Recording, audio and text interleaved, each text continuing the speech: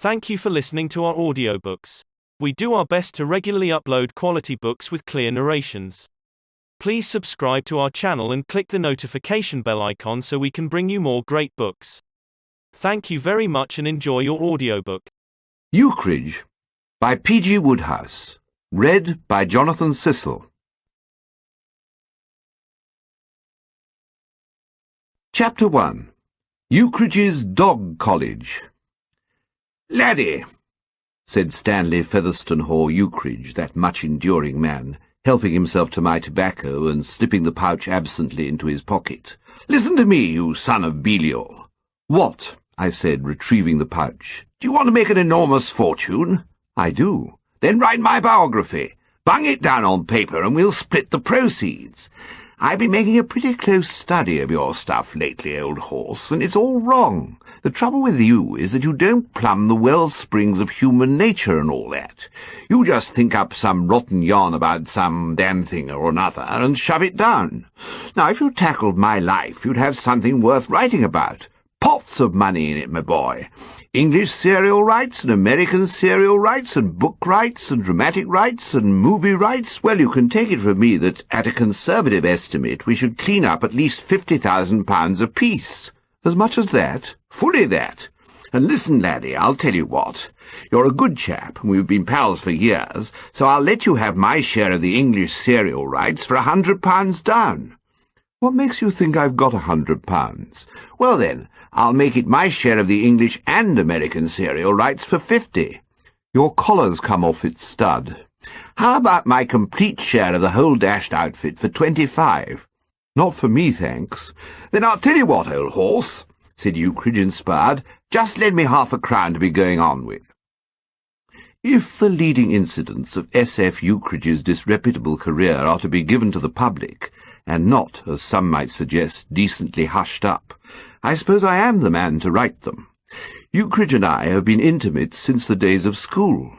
Together we sported on the green, and when he was expelled no one missed him more than I. An unfortunate business, this expulsion. Ukridge's generous spirit, ever ill-attuned to school rules, caused him eventually to break the solemnest of them all by sneaking out at night to try his skill at the coconut shies of the local village fair, and his foresight in putting on scarlet whiskers and a false nose for the expedition was completely neutralized by the fact that he absent-mindedly wore his school cap throughout the entire proceedings. He left the next morning regretted by all. After this there was a hiatus of some years in our friendship.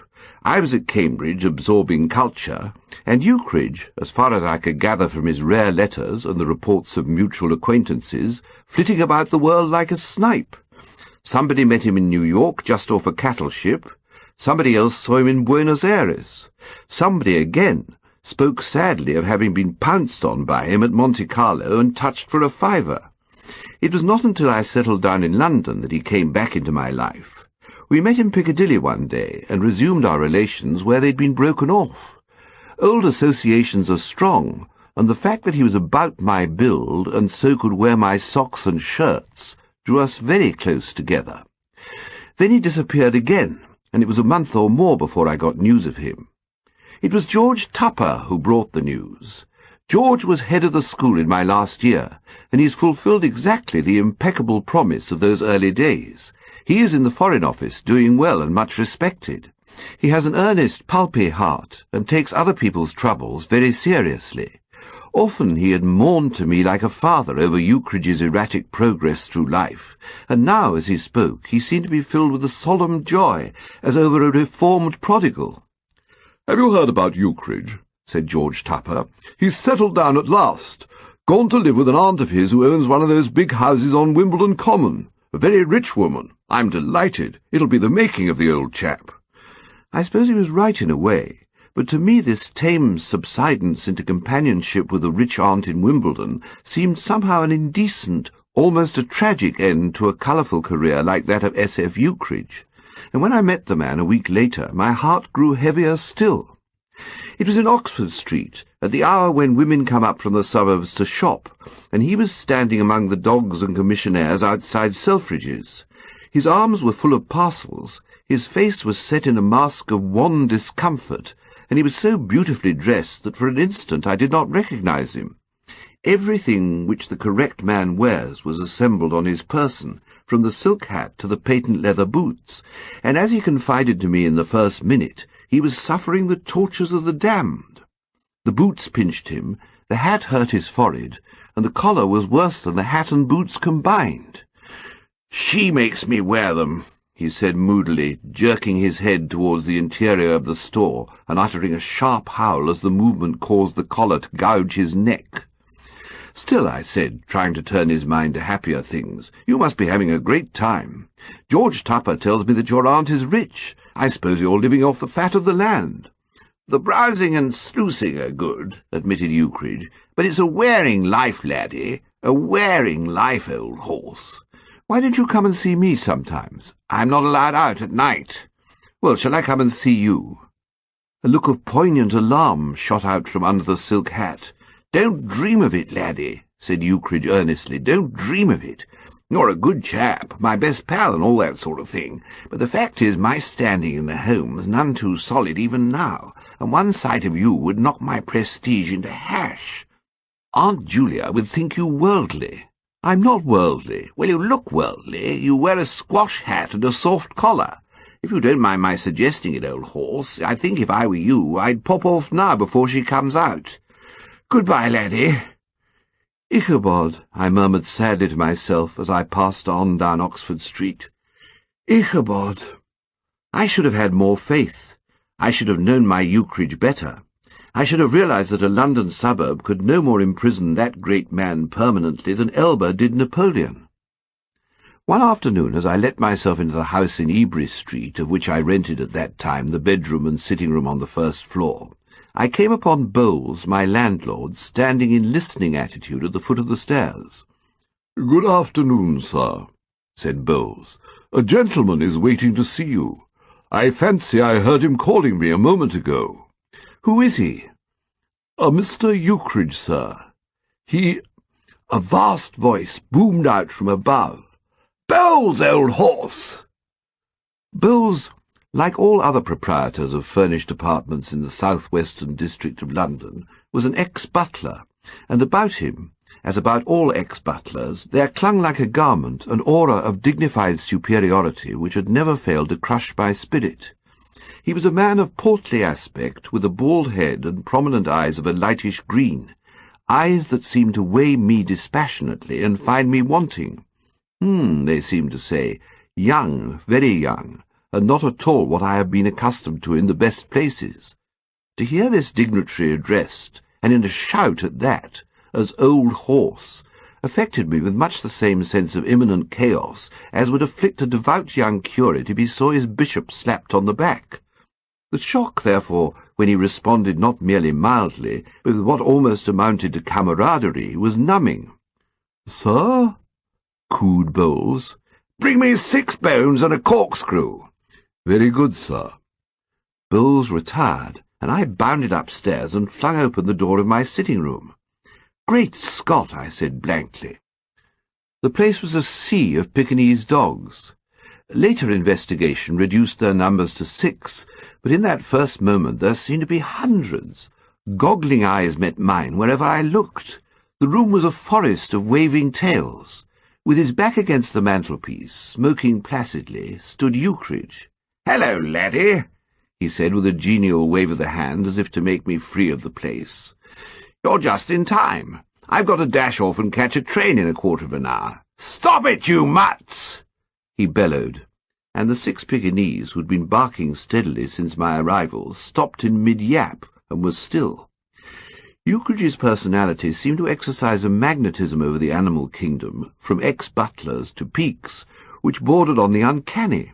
"I'm off to Sheep's Cray in Kent, taking a cottage there." "You're going to live there?" "Yes." "But what about your aunt?" "Oh, I've left her. Life is stern and life is earnest, and if I mean to make a fortune, I've got to bustle about and not stay cooped up in a place like Wimbledon." "Something in that." "Besides which, she told me the very sight of me made her sick, and she never wanted to see me again." I might have guessed, directly I saw him, that some upheaval had taken place. The sumptuous raiment which had made him such a treat to the eye at our last meeting was gone, and he was back in his pre-Wimbledon costume, which was, as the advertisements say, distinctly individual. Over grey flannel trousers, a golf coat, and a brown sweater, he wore like a royal robe a bright yellow mackintosh. His collar had broken free from its stud and showed a couple of inches of bare neck. His hair was disordered, and his masterful nose was topped by a pair of steel-rimmed pince-nez, cunningly attached to his flapping ears with ginger beer wire. His whole appearance spelled revolt. Bowles manifested himself with a plateful of bones. "That's right. Truck 'em down on the floor." "Very good, sir." "I like that fellow," said Ukridge as the door closed. "We had a dashed interesting talk before you came in. Did you know he had a cousin on the music halls?" "He hasn't confided in me much." "He's promised me an introduction to him later on. May be useful to be in touch with a man who knows the ropes. You see, laddie, I've hit on the most amazing scheme." He swept his arm round dramatically, overturning a plaster cast of the infant Samuel at prayer. All right, you can mend it with glue or something, and anyway, you're probably better without it." "Yes, sir. I've hit on a great scheme, the idea of 1,000 years. "What's that?" "I'm going to train dogs." "Train dogs? For the music hall stage. Dog acts, you know. Performing dogs. Pots of money in it. I start in a modest way with these 6. When I've taught 'em a few tricks, I sell them to a fellow in the profession for a large sum and buy 12 more. I train those, sell 'em for a large sum, and with the money buy 24 more. I train those— Here, wait a minute." My head was beginning to swim. I had a vision of England paved with Pekingese dogs, all doing tricks. "How do you know you'll be able to sell them?" "Of course I shall. The demand's enormous. Supply can't cope with it. At a conservative estimate, I should think I ought to scoop in 4,000 or 5,000 the first year. That, of course, is before the business really starts to expand." "I see. When I get going properly, with a dozen assistants under me and an organised establishment, I shall begin to touch the big money. What I'm aiming at is a sort of dogs' college out in the country somewhere. Big place with a lot of ground. Regular classes and a set curriculum. Large staff, each member of it with so many dogs under his care, me looking on and superintending. Why, once the thing starts moving, it'll run itself, and all I shall have to do will be to sit back and endorse the cheques. It isn't as if I'd have to confine my operations to England. The demand for performing dogs is universal throughout the civilized world. America wants performing dogs. Australia wants performing dogs. Africa could do with a few, I've no doubt. My aim, laddie, is gradually to get a monopoly of the trade. I want everybody who needs a performing dog of any description to come automatically to me. And I'll tell you what, laddie, if you like to put up a bit of capital, I'll let you in on the ground floor." "No, thanks." "All right, have it your own way. Only don't forget that there was a fellow who put $900 into the Ford car business when it was starting, and he collected a cool 40 million. I say, is that clock right? Great Scott, I'll be missing my train. Help me mobilize these dashed animals." 5 minutes later, accompanied by the 6 Pekingese, and bearing about him a pound of my tobacco, 3 pairs of my socks, and the remains of a bottle of whisky, Ukridge departed in a taxicab for Charing Cross Station to begin his life work. Perhaps 6 weeks passed. 6 quiet, Ukridge-less weeks, and then one morning I received an agitated telegram. Indeed, it was not so much a telegram as a cry of anguish. In every word of it there breathed the tortured spirit of a great man who has battled in vain against overwhelming odds. It was the sort of telegram which Job might have sent off after a lengthy session with Bildad the Shuhite. "Come here immediately, laddie. Life and death matter, old horse. Desperate situation. Don't fail me." It stirred me like a bugle. I caught the next train.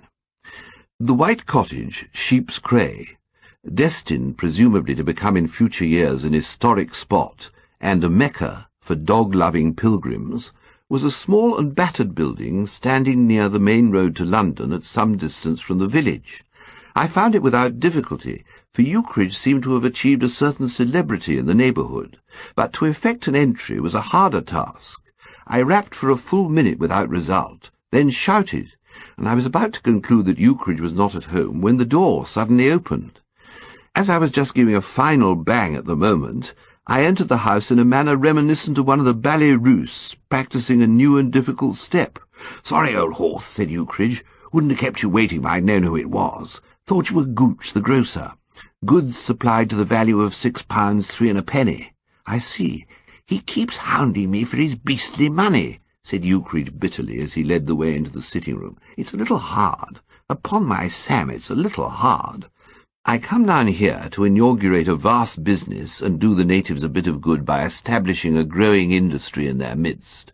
And the first thing you know, they turn round and bite the hand that was going to feed them. I've been hampered and rattled by these bloodsuckers ever since I got here.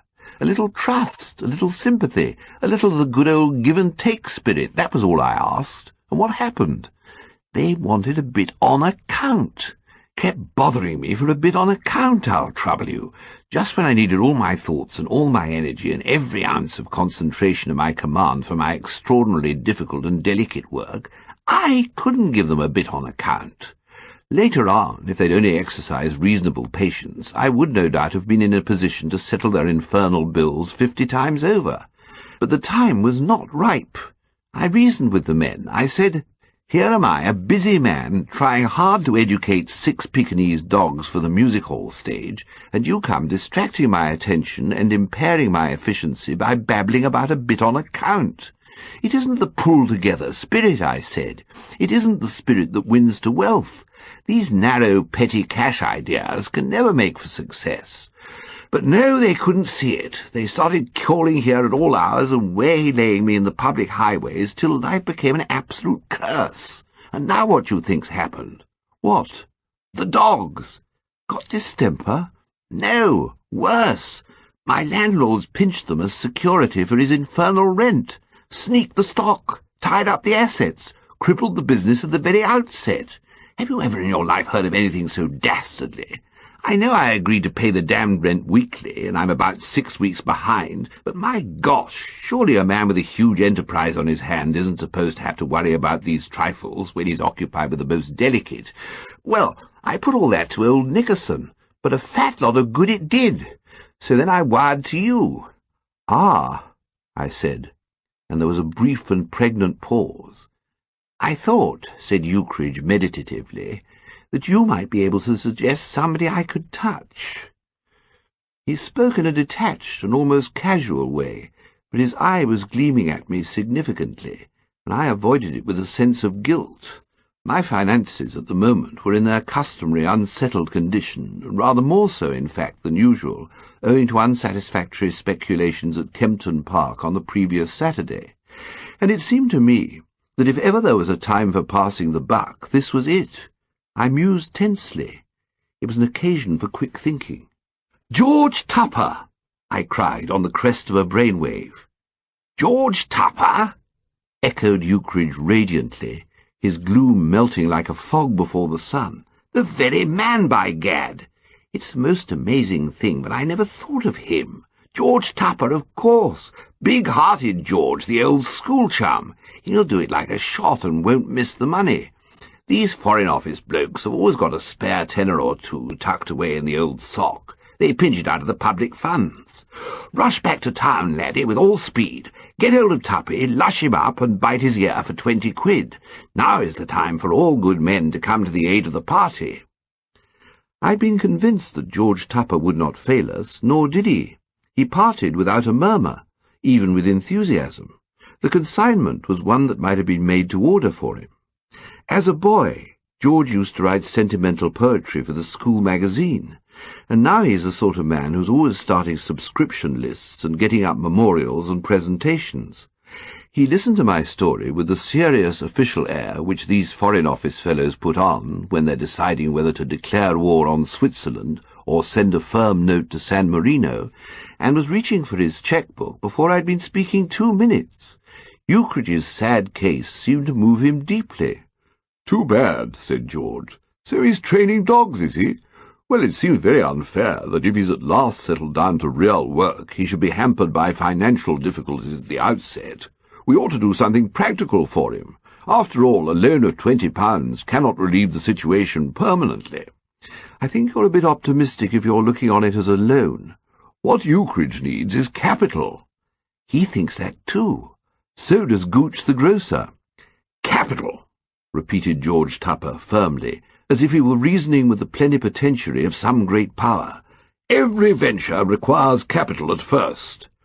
He frowned thoughtfully. Where can we obtain capital for Ukridge? Rob a bank. George Tupper's face cleared. I have it, he said.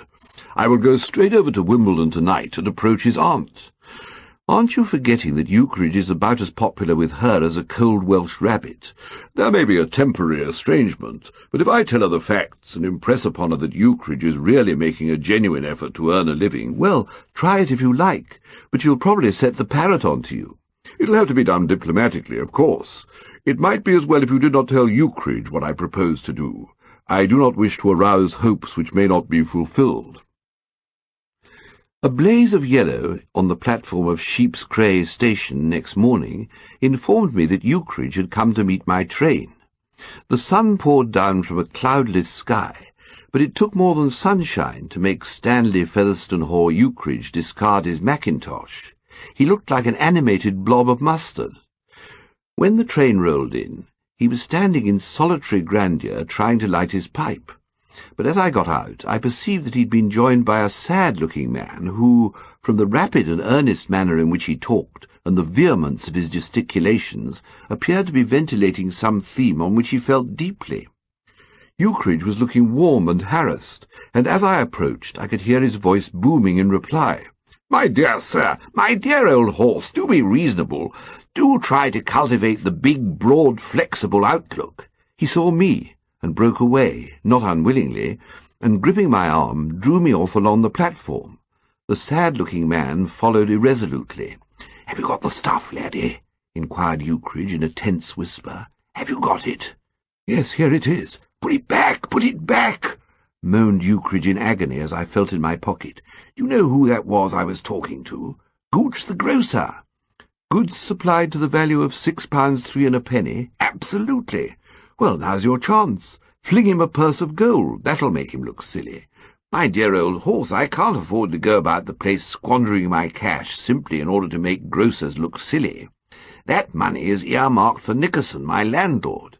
Oh, I say, I think the £6 3 1/penny bird is following us. Then for goodness sake, laddie, let's get a move on. If that man knew we had 20 quid on us, our lives wouldn't be safe. He'd make one spring. He hurried me out of the station and led the way up a shady lane that wound off through the fields, slinking furtively, like one that on a lonesome road doth walk in fear and dread, and having once looked back, walks on, and turns no more his head, because he knows a frightful fiend doth close behind him tread. As a matter of fact, the frightful fiend had given up the pursuit after the first few steps, and a moment later I drew this fact to Ukridge's attention, for it was not the sort of day on which to break walking records unnecessarily. He halted relieved and mopped his spacious brow with a handkerchief which I recognized as having once been my property.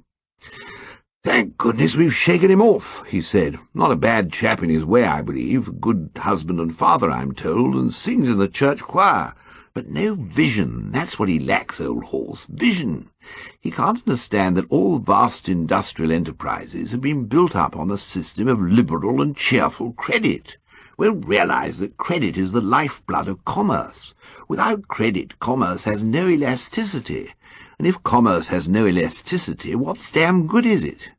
I don't know, nor does anybody else. Well, now that he's gone, you can give me that money. Did old Tuppy cough up cheerfully? Blithely. I knew it, said Ukridge, deeply moved. I knew it. A good fellow. One of the best. I've always liked Tuppy. A man you can rely on. Some day, when I get going on a big scale, he shall have this back 1,000-fold. I'm glad you brought small notes. Why? I want to scatter 'em about on the table in front of this Nickerson blighter. Is this where he lives? We'd come to a red-roofed house set back from the road amidst trees. Ukridge wielded the knocker forcefully.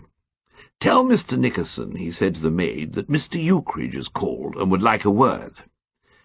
About the demeanour of the man who presently entered the room into which we'd been shown, there was that subtle but well-marked something which stamps your creditor all the world over. Mr. Nickerson was a man of medium height, almost completely surrounded by whiskers, and through the shrubbery he gazed at Ukridge with frozen eyes, shooting out waves of deleterious animal magnetism. You could see at a glance that he was not fond of Ukridge. Take him for all in all, Mr. Nickerson looked like one of the less amiable prophets of the Old Testament about to interview the captive monarch of the Amalekites. "Well," he said, and I never heard the word spoken in a more forbidding manner, "I've come about the rent." "Ah," said Mr. Nickerson guardedly. "To pay it," said Ukridge. "To pay it?" ejaculated Mr. Nickerson incredulously. "Here," said Ukridge, and with a superb gesture flung money on the table. I understood now why the massive-minded man had wanted small notes. They made a brave display. There was a light breeze blowing in through the open window, and so musical a rustling did it set up as it played about the heaped-up wealth, that Mr. Nickerson's austerity seemed to vanish like breath off a razor-blade. For a moment a dazed look came into his eyes, and he swayed slightly. Then, as he started to gather up the money, he took on the benevolent air of a bishop blessing pilgrims. As far as Mr. Nickerson was concerned, the sun was up. "Why, thank you, Mr. Ukridge, I'm sure," he said. "Thank you very much. No hard feelings, I trust." "Not on my side, old horse," responded Ukridge affably. "Business is business." "Exactly. Well, I may as well take those dogs now," said Ukridge, helping himself to a cigar from a box which he'd just discovered on the mantelpiece, and putting a couple more in his pocket in the friendliest way. "The sooner they're back with me, the better. They've lost today's education as it is." "Why, certainly, Mr. Ukridge, certainly. They're in the shed at the bottom of the garden. I'll get them for you at once." He retreated through the door, babbling ingratiatingly. "Amazing how fond these blokes are of money," sighed Ukridge. "It's a thing I don't like to see. Sordid, I call it. That blighter's eyes were gleaming, positively gleaming, laddie, as he scooped up the stuff. Good cigars these," he added, pocketing 3 more. There was a faltering footstep outside, and Mr. Nickerson re-entered the room. The man appeared to have something on his mind. A glassy look was in his whisker-bordered eyes, and his mouth, though it was not easy to see it through the jungle, seemed to me to be sagging mournfully. He represented a minor prophet who has been hit behind the ear with a stuffed eel-skin. "Mr. Ukridge." "Hello. The little dogs." "Well?" "The little dogs." "What about them?" "They've gone." "Gone? Run away." "Run away? How the devil could they run away?" "There seems to have been a loose board at the back of the shed. The little dogs must have wriggled through. There's no trace of them to be found." Ukridge flung up his arms despairingly. He swelled like a captive balloon. His pince-nez rocked on his nose, his mackintosh flapped menacingly, and his collar sprang off its stud. He brought his fist down with a crash on the table. "Upon my Sam!" "I am extremely sorry. Upon my Sam," cried Ukridge. "It's hard. It's pretty hard. I come down here to inaugurate a great business which would eventually have brought trade and prosperity to the whole neighbourhood, and I've hardly had time to turn round and attend to the preliminary details of the enterprise when this man comes and sneaks my dogs. And now he tells me with a light laugh, Mr. Ukridge, I assure you, tells me with a light laugh that they've gone. Gone! Gone where? Why, dash it, they may be all over the county. A fat chance I've got of ever seeing them again. 6 valuable Pekingese, already educated practically to the stage where they could have been sold at an enormous profit."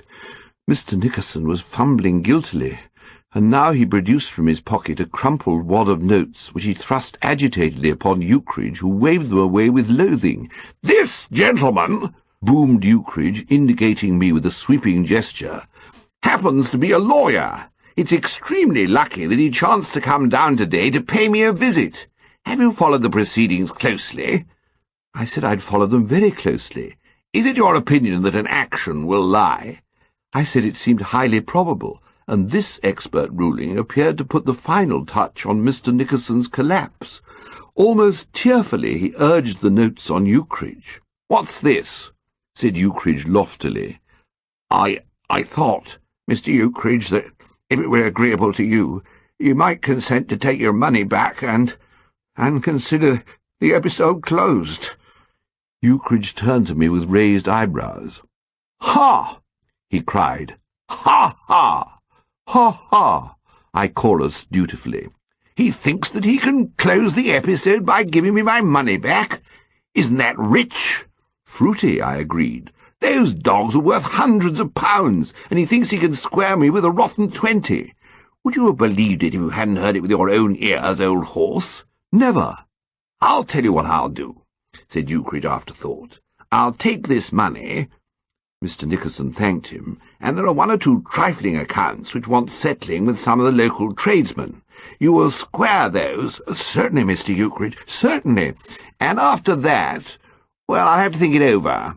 If I decide to institute proceedings, my lawyer will communicate with you in due course." And we left the wretched man, cowering despicably behind his whiskers. It seemed to me, as we passed down the tree-shaded lane and out into the white glare of the road, that Ukridge was bearing himself in his hour of disaster with a rather admirable fortitude. His stock in trade, the lifeblood of his enterprise, was scattered all over Kent, probably never to return, and all that he had to show on the other side of the balance sheet was the cancelling of a few weeks' back rent and the paying off of Gooch the grocer and his friends. It was a situation which might well have crushed the spirit of an ordinary man, but Ukridge seemed by no means dejected, jaunty rather. His eyes shone behind their pince-nez, and he whistled a rollicking air. When presently he began to sing, I felt that it was time to create a diversion. "What are you going to do?" I asked. "Who? Me?"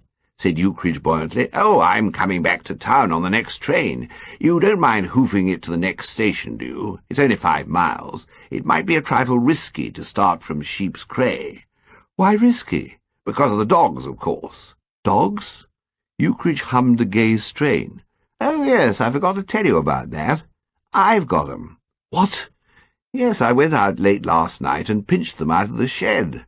He chuckled amusedly. "Perfectly simple. Only needed a clear, level head. I borrowed a dead cat and tied a string to it, legged it to old Nickerson's garden after dark, dug a board out of the back of the shed, and shoved my head down and chirruped. The dogs came trickling out, and I haired off, towing old Colonel Cat on his string. Great run while it lasted, laddie. Hounds picked up the scent right away and started off in a bunch at 50 miles an hour.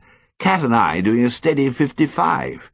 Thought every minute old Nickerson would hear and start blazing away with a gun, but nothing happened. I led the dogs across country for a run of 20 minutes without a check, parked the dogs in my sitting room, and so to bed. Took it out of me, by gosh! Not so young as I was." I was silent for a moment, conscious of a feeling almost of reverence. This man was undoubtedly spacious. There had always been something about Ukridge that dulled the moral sense. "Well," I said at length, "you've certainly got vision." "Yes," said Ukridge, gratified, "and the big, broad, flexible outlook." "Got to, laddie, nowadays. The foundation of a successful business career." "And what's the next move?" We were drawing near to the white cottage. It stood and broiled in the sunlight, and I hoped there might be something cool to drink inside it. The window of the sitting-room was open, and through it came the yapping of Pekingese. "Oh, I shall find another cottage somewhere else," said Ukridge, eyeing his little home with a certain sentimentality. "That won't be hard. Lots of cottages all over the place. And then I shall buckle down to serious work. You'll be astounded at the progress I've made already. In a minute I'll show you what those dogs can do." "They can bark all right." "Yes, they seem excited about something. You know, laddie, I've had a great idea. When I saw you at your rooms, my scheme was to specialize in performing dogs for the music halls, what you might call professional dogs. But I've been thinking it over, and now I don't see why I shouldn't go in for developing amateur talent as well. Say you have a dog, Fido the household pet, and you think it would brighten the home if he could do a few tricks from time to time. Well, you're a busy man, you haven't the time to give up to teaching him. So you just tie a label to his collar and ship him off for a month to the Ukridge Dog College, and back he comes thoroughly educated. No trouble, no worry, easy terms. Upon my Sam, I'm not sure there isn't more money in the amateur branch than in the professional. I don't see why, eventually, dog owners shouldn't send their dogs to me as a regular thing, just as they send their sons to Eton and Winchester. My golly, this idea's beginning to develop. I'll tell you what, how would it be to issue special collars to all dogs that have graduated from my college? Something distinctive which everybody would recognise. See what I mean? Sort of badge of honour. Fellow with a dog entitled to wear the Ukridge collar would be in a position to look down on the bloke whose dog hadn't got one. Gradually it would get so that anybody in a decent social position would be ashamed to be seen out with a non-Ukridge dog. The thing would become a landslide. Dogs would pour in from all corners of the country. More work than I could handle. Have to start branches. The scheme's colossal. Millions in it, my boy. Millions. He paused with his fingers on the handle of the front door. Of course, he went on, just at the present, it's no good blinking the fact that I'm hampered and handicapped by lack of funds and can only approach the thing on a small scale. What it amounts to, laddie, is that somehow or other I've got to get capital. It seemed the moment to spring the glad news. I promised him I wouldn't mention it, I said, for fear it might lead to disappointment. But as a matter of fact, George Tupper is trying to raise some capital for you. I left him last night, starting out to get it. George Tupper. Ukridge's eyes dimmed with a not unmanly emotion. George Tupper, by gad, that fella's the salt of the earth. Good, loyal fella, a true friend, a man you can rely on. Upon my Sam, if there were more fellas about like old Tuppy, there wouldn't be all this modern pessimism and unrest. Did he seem to have any idea where he could raise a bit of capital for me? Yes, he went round to tell your aunt about your coming down here to train those peaks, and what's the matter? A fearful change had come over Ukridge's jubilant front. His eyes bulged, his jaw sagged. With the addition of a few feet of grey whiskers, he would have looked exactly like the recent Mr. Nickerson. My aunt? He mumbled, swaying on the door-handle. Yes, what's the matter? He thought if he told her all about it, she might relent and rally round. The sigh of a gallant fighter at the end of his strength forced its way up from Ukridge's mackintosh-covered bosom. Of all the dashed, infernal, officious, meddling, muddling, fat-headed, interfering asses, he said wanly, George Tupper is the worst. What do you mean? The man oughtn't to be at large. He's a public menace. But those dogs belong to my aunt. I pinched them when she chucked me out. Inside the cottage the Pekingese was still yapping industriously. "'Pon my Sam," said Ukridge, "it's a little hard." I think he would have said more, but at this point a voice spoke with a sudden and awful abruptness from the interior of the cottage. It was a woman's voice, a quiet, steely voice, a voice, it seemed to me, that suggested cold eyes, a beaky nose, and hair like gunmetal. "Stanley?" That was all it said, but it was enough. Ukridge's eye met mine in a wild surmise. He seemed to shrink into his mackintosh like a snail surprised while eating lettuce. "Stanley?" "Yes, Aunt Julia," quavered Ukridge. "Come here. I wish to speak to you." "Yes, Aunt Julia." I sidled out into the road. Inside the cottage, the yapping of the Pekingese had become quite hysterical. I found myself trotting, and then, though it was a warm day, running quite rapidly. I could have stayed if I'd wanted to, but somehow I did not want to.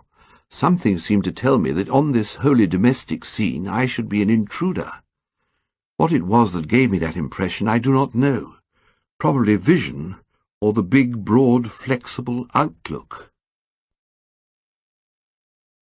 Chapter 2.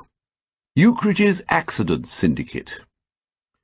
"Half a minute, laddie," said Ukridge, and gripping my arm, he brought me to a halt on the outskirts of the little crowd which had collected about the church door. It was a crowd such as may be seen any morning during the London mating season outside any of the churches which nestle in the quiet squares between Hyde Park and the King's Road, Chelsea. It consisted of 5 women of cook-like aspect, 4 nursemaids, half a dozen men of the non-producing class, who had torn themselves away for the moment from their normal task of propping up the wall of the Bunch of Grapes public house on the corner, a costermonger with a barrow of vegetables, divers small boys, 11 dogs, and 2 or 3 purposeful-looking young fellows with cameras slung over their shoulders. It was plain that a wedding was in progress, and, arguing from the presence of the cameramen and the line of smart motor cars along the curb, a fairly fashionable wedding. What was not plain to me was why Ukridge, sternest of bachelors, had desired to add himself to the spectators. What, I inquired, is the thought behind this? Why are we interrupting our walk to attend the obsequies of some perfect stranger? Ukridge did not reply for a moment. He seemed plunged in thought. Then he uttered a hollow, mirthless laugh, a dreadful sound like the last gargle of a dying moose. "Perfect stranger, my number 11 foot," he responded in his coarse way. "Do you know who it is who's getting hitched up in there?" "Who?" "Teddy Weeks." "Teddy Weeks? Teddy Weeks! Good Lord!" I exclaimed. "Not really?" And 5 years rolled away. It was at Barolini's Italian restaurant in Beak Street that Ukridge evolved his great scheme. Barolini's was a favourite resort of our little group of earnest strugglers in the days when the philanthropic restaurateurs of Soho used to supply 4 courses and coffee for 1 shilling and 6pence, and there were present that night, besides Ukridge and myself, the following men about town: Teddy Weeks, the actor, fresh from a 6 weeks' tour with the No. 3 Only a Shop Girl company; Victor Beamish, the artist, the man who drew that picture of the oh-so-easy piano player in the advertisement pages of the Piccadilly magazine; Bertram Fox, author of Ashes of Remorse and other unproduced motion picture scenarios; and Robert Dunhill, who, being employed at a salary of £80 per annum by the New Asiatic Bank, represented the sober, hard-headed commercial element. As usual, Teddy Weeks had collared the conversation and was telling us once again how good he was and how hardly treated by a malignant fate. There is no need to describe Teddy Weeks. Under another and a more euphonious name, he has long since made his personal appearance dreadfully familiar to all who read the illustrated weekly papers. He was then, as now, a sickeningly handsome young man, possessing precisely the same melting eyes, mobile mouth, and corrugated hair so esteemed by the theatre-going public today. And yet, at this period of his career, he was wasting himself on minor touring companies of the kind which open at Barrow-in-Furness and jump to Bootle for the second half of the week. He attributed this, as Ukridge was so apt to attribute his own difficulties, to lack of capital. "I have everything," he said querulously, emphasizing his remarks with a coffee spoon. "Looks, talent, personality, a beautiful speaking voice, everything. All I need is a chance, and I can't get that because I have no clothes fit to wear. These managers are all the same. They never look below the surface. They never bother to find out if a man has genius. All they go by are his clothes. If I could afford to buy a couple of suits from a Cork Street tailor, if I could have my boots made to order by Moikoff, instead of getting them ready-made and second-hand at Moses Brothers, if I could once contrive to own a decent hat, a really good pair of spats, and a gold cigarette case all at the same time, I could walk into any manager's office in London and sign up for a West End production tomorrow." It was at this point that Freddie Lunt came in. Freddie, like Robert Dunhill, was a financial magnate in the making, and an assiduous frequenter of Barolini's, and it suddenly occurred to us that a considerable time had passed since we'd last seen him in the place. We inquired the reason for this aloofness. "I've been in bed," said Freddie, "for over a fortnight." The statement incurred Ukridge's stern disapproval. That great man made a practice of never rising before noon, and on one occasion, when a carelessly thrown match had burnt a hole in his only pair of trousers, had gone so far as to remain between the sheets for 48 hours. But sloth, on so majestic a scale as this, shocked him. "Lazy young devil," he commented severely, "letting the golden hours of youth slip by like that when you ought to have been bustling about and making a name for yourself." Freddie protested himself wronged by the imputation. "I had an accident," he explained. "Fell off my bicycle and sprained an ankle." "Tough luck," was our verdict. "Oh, I don't know," said Freddie. "Wasn't bad fun getting a rest. And of course there was the fiver. What fiver? I got a fiver from the Weekly Cyclist for getting my ankle sprained. You... What? Cried Ukridge, profoundly stirred, as ever, by a tale of easy money. Do you mean to sit there and tell me that some dash paper paid you 5 quid simply because you sprained your ankle? Pull yourself together, old horse. Things like that don't happen. It's quite true. Can you show me the fiver? No, because if I did, you'd try to borrow it. Ukridge ignored this slur in dignified silence. Would they pay a fiver to anyone who sprained his ankle? He asked, sticking to the main point. Yes, if he was a subscriber. I knew there was a catch in it, said Ukridge moodily. Lots of weekly papers are starting this wheeze, proceeded Freddy. You pay a year's subscription, and that entitles you to accident insurance. We were interested.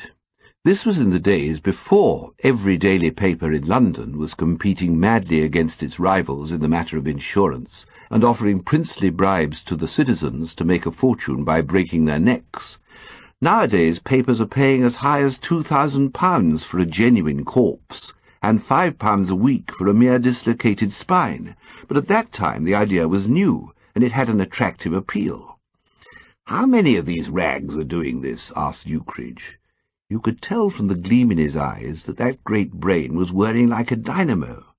As many as 10? Yes, I should think so. Quite 10. Then a fellow who subscribed to them all and then sprained his ankle would get 50 quid, said Ukridge, reasoning acutely. More if the injury was more serious, said Freddy the expert. They have a regular tariff. So much for a broken arm, so much for a broken leg, and so forth. Ukridge's collar leapt off its stud, and his pince-nez wobbled drunkenly as he turned to us. "How much money can you blokes raise?" he demanded. "What do you want it for?" asked Robert Dunhill with a banker's caution.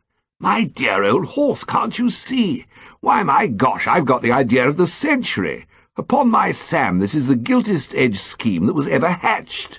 We'll get together enough money and take out a year's subscription for every one of these dash papers." "What's the good of that?" said Dunhill, coldly unenthusiastic. "They train bank clerks to stifle emotion so that they will be able to refuse overdrafts when they become managers. The odds are we should none of us have an accident of any kind, and then the money would be chucked away." "Good heavens, ass!" snorted Ukridge. "You don't suppose I'm suggesting that we should leave it to chance, do you? Listen, here's the scheme. We take out subscriptions for all these papers, then we draw lots, and the fellow who gets the fatal card or whatever it is goes out and breaks his leg and draws the loot, and we split it up between us and live on it in luxury. It ought to run into hundreds of pounds." A long silence followed. Then Dunhill spoke again. His was a solid rather than a nimble mind. "Suppose he couldn't break his leg?" "My gosh!" cried Ukridge, exasperated. "Here we are in the 20th century, with every resource of modern civilization at our disposal, with opportunities for getting our legs broken opening about us on every side, and you ask a silly question like that? Of course he could break his leg. Any ass can break a leg. It's a little hard. We're all infernally broke. Personally, unless Freddy can lend me a bit of that fiver till Saturday, I'm going to have a difficult job pulling through. We all need money like the dickens, and yet, when I point out this marvellous scheme for collecting a bit, instead of fawning on me for my ready intelligence, you sit and make objections. It isn't the right spirit. It isn't the spirit that wins." "If you're as hard up as that," objected Dunhill, "how are you going to put in your share of the pool?" A pained, almost a stunned look came into Ukridge's eyes. He gazed at Dunhill through his lopsided pince-nez, as one who speculates as to whether his hearing has deceived him. "Me?" he cried. "Me? I like that. Upon my Sam, that's rich. Why, damme, if there's any justice in the world, if there's a spark of decency and good feeling in your ballet bosoms, I should think you'd let me in free for suggesting the idea. It's a little hard. I supply the brains, and you want me to cough up cash as well. My gosh, I didn't expect this. This hurts me, by George. If anybody had told me that an old pal would—" "Oh, all right," said Robert Dunhill. "All right, all right, all right. But I'll tell you one thing. If you draw the lot, it'll be the happiest day of my life." "I shan't," said Ukridge. "Something tells me that I shan't." Nor did he. When, in a solemn silence broken only by the sound of a distant waiter quarrelling with the cook down a speaking tube, we had completed the drawing, the man of destiny was Teddy Weeks. I suppose that even in the springtime of youth, when broken limbs seem a lighter matter than they become later in life, it can never be an unmixedly agreeable thing to have to go out into the public highways and try to make an accident happen to one. In such circumstances, the reflection that you're thereby benefiting your friends brings but slight balm. To Teddy Weeks it appeared to bring no balm at all. That he was experiencing a certain disinclination to sacrifice himself for the public good became more and more evident as the days went by, and found him still intact. Ukridge, when he called upon me to discuss the matter, was visibly perturbed.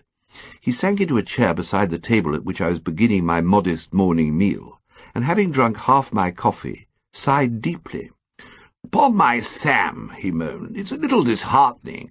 I strain my brain to think up schemes for getting us all a bit of money just at the moment when we're all needing it most, and when I hit on what's probably the simplest and yet ripest notion of our time, this blighter Weeks goes and lets me down by shirking his plain duty. It's just my luck that a fellow like that should have drawn the lot. And the worst of it is, laddie, that now we've started with him, we've got to keep on. We can't possibly raise enough money to pay a yearly subscription for anybody else. It's Weeks or nobody." "I suppose we must give him time." "That's what he says," grunted Ukridge morosely, helping himself to toast. "He says he doesn't know how to start about it. To listen to him, you'd think that going and having a trifling accident was a sort of delicate and intricate job that required years of study and special preparation. Why, a child of 6 could do it on his head at 5 minutes' notice. The man's so infernally particular. You make helpful suggestions, and instead of accepting them in a broad, reasonable spirit of cooperation, he comes back at you every time with some frivolous objection. He's so dashed fastidious. When we were out last night, we came on a couple of navvies scrapping. Good hefty fellows, either of them capable of putting him in hospital for a month. I told him to jump in and start separating them, and he said no. It was a private dispute which was none of his business, and he didn't feel justified in interfering. Finicky, I call it. I tell you, laddie, this blighter's a broken reed. He's got cold feet. We did wrong to let him into the drawing at all. We might have known that a fellow like that would never give results. No conscience, no sense of esprit de corps, no notion of putting himself out to the most trifling extent for the benefit of the community. Haven't you any more marmalade, laddie?" "I have not." "Then I'll be going," said Ukridge moodily. "I suppose," he added, pausing at the door, "you couldn't lend me 5 bob." "How did you guess?" "Then I tell you what," said Ukridge, ever fair and reasonable, "you can stand me dinner tonight." He seemed cheered up for the moment by this happy compromise, but gloom descended on him again. His face clouded. "When I think," he said, "of all the money that's locked up in that poor faint-hearted fish just waiting to be released, I could sob, laddie, like a little child. I never liked that man. He has a bad eye and waves his hair. Never trust a man who waves his hair, old horse." Ukridge's pessimism was not confined to himself. By the end of a fortnight, nothing having happened to Teddy Weeks worse than a slight cold which he shook off in a couple of days, the general consensus of opinion among his apprehensive colleagues in the syndicate was that the situation had become desperate. There were no signs whatever of any return on the vast capital which we'd laid out, and meanwhile meals had to be bought, landladies paid, and a reasonable supply of tobacco acquired. It was a melancholy task in these circumstances to read one's paper of a morning. All over the inhabited globe, so the well-informed sheet gave one to understand, every kind of accident was happening every day to practically everybody in existence except Teddy Weeks. Farmers in Minnesota were getting mixed up with reaping machines, peasants in India were being bisected by crocodiles, iron girders from skyscrapers were falling hourly on the heads of citizens in every town from Philadelphia to San Francisco, and the only people who were knocked down with ptomaine poisoning were those who had walked over cliffs, driven motors into walls, tripped over manholes, or assumed on too slight evidence that the gun was not loaded. In a crippled world, it seemed, Teddy Weeks walked alone, whole and glowing with health. It was one of those grim, ironical, hopeless, grey, despairful situations which the Russian novelists loved to write about, and I could not find it in me to blame Ukridge for taking direct action in this crisis. My only regret was that bad luck caused so excellent a plan to miscarry. My first intimation that he'd been trying to hurry matters on came when he and I were walking along the King's Road one evening, and he drew me into Markham Square, a dismal backwater where he'd once had rooms. "What's the idea?" I asked, for I disliked the place. "Teddy Weeks lives here," said Ukridge, "in my old rooms." I could not see that this lent any fascination to the place. Every day and in every way I was feeling sorrier and sorrier that I'd been foolish enough to put money, which I could ill spare, into a venture which had all the earmarks of a washout, and my sentiments towards Teddy Weeks were cold and hostile. "I want to inquire after him." "Inquire after him? Why?" "Well, the fact is, laddie, I have an idea that he's been bitten by a dog." "What makes you think that?" "Oh, I don't know," said Ukridge dreamily. "I've just got the idea. You know how one gets ideas." The mere contemplation of this beautiful event was so inspiring that for a while it held me silent. In each of the 10 journals in which we had invested, dog bites were specifically recommended as things which every subscriber ought to have. They came about halfway up the list of lucrative accidents, inferior to a broken rib or a fractured fibula, but better value than an ingrowing toenail. I was gloating happily over the picture conjured up by Ukridge's words, when an exclamation brought me back with a start to the realities of life. A revolting sight met my eyes. Down the street came ambling the familiar figure of Teddy Weeks, and one glance at his elegant person was enough to tell us that our hopes had been built on sand. Not even a toy Pomeranian had chewed this man. "Hello, you fellows," said Teddy Weeks. "Hello," we responded dully. "Can't stop," said Teddy Weeks. "I've got to fetch a doctor." "A doctor?" "Yes, poor Victor Beamish. He's been bitten by a dog." Ukridge and I exchanged weary glances. It seemed as if fate was going out of its way to have sport with us. What was the good of a dog biting Victor Beamish? What was the good of 100 dogs biting Victor Beamish? A dog-bitten Victor Beamish had no market value whatever.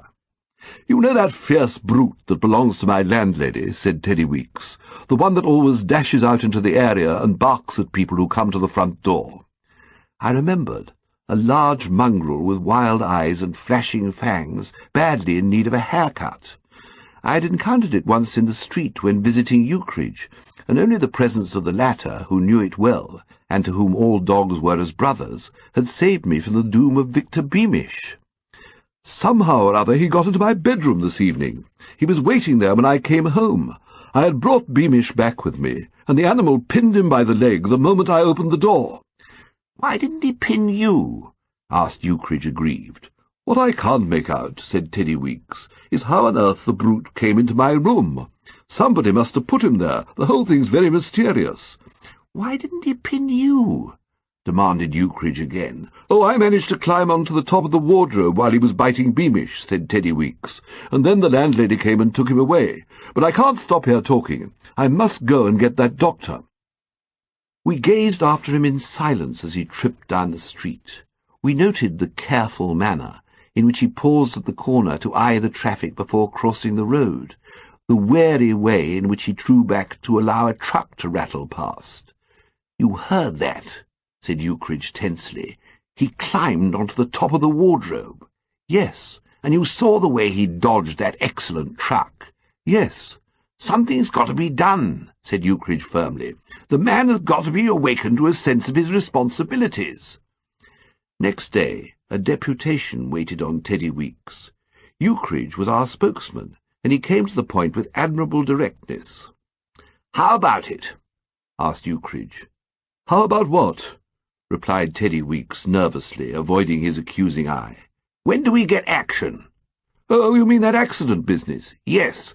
"I've been thinking about that," said Teddy Weeks. Ukridge drew the mackintosh which he wore indoors and out of doors in all weathers more closely around him.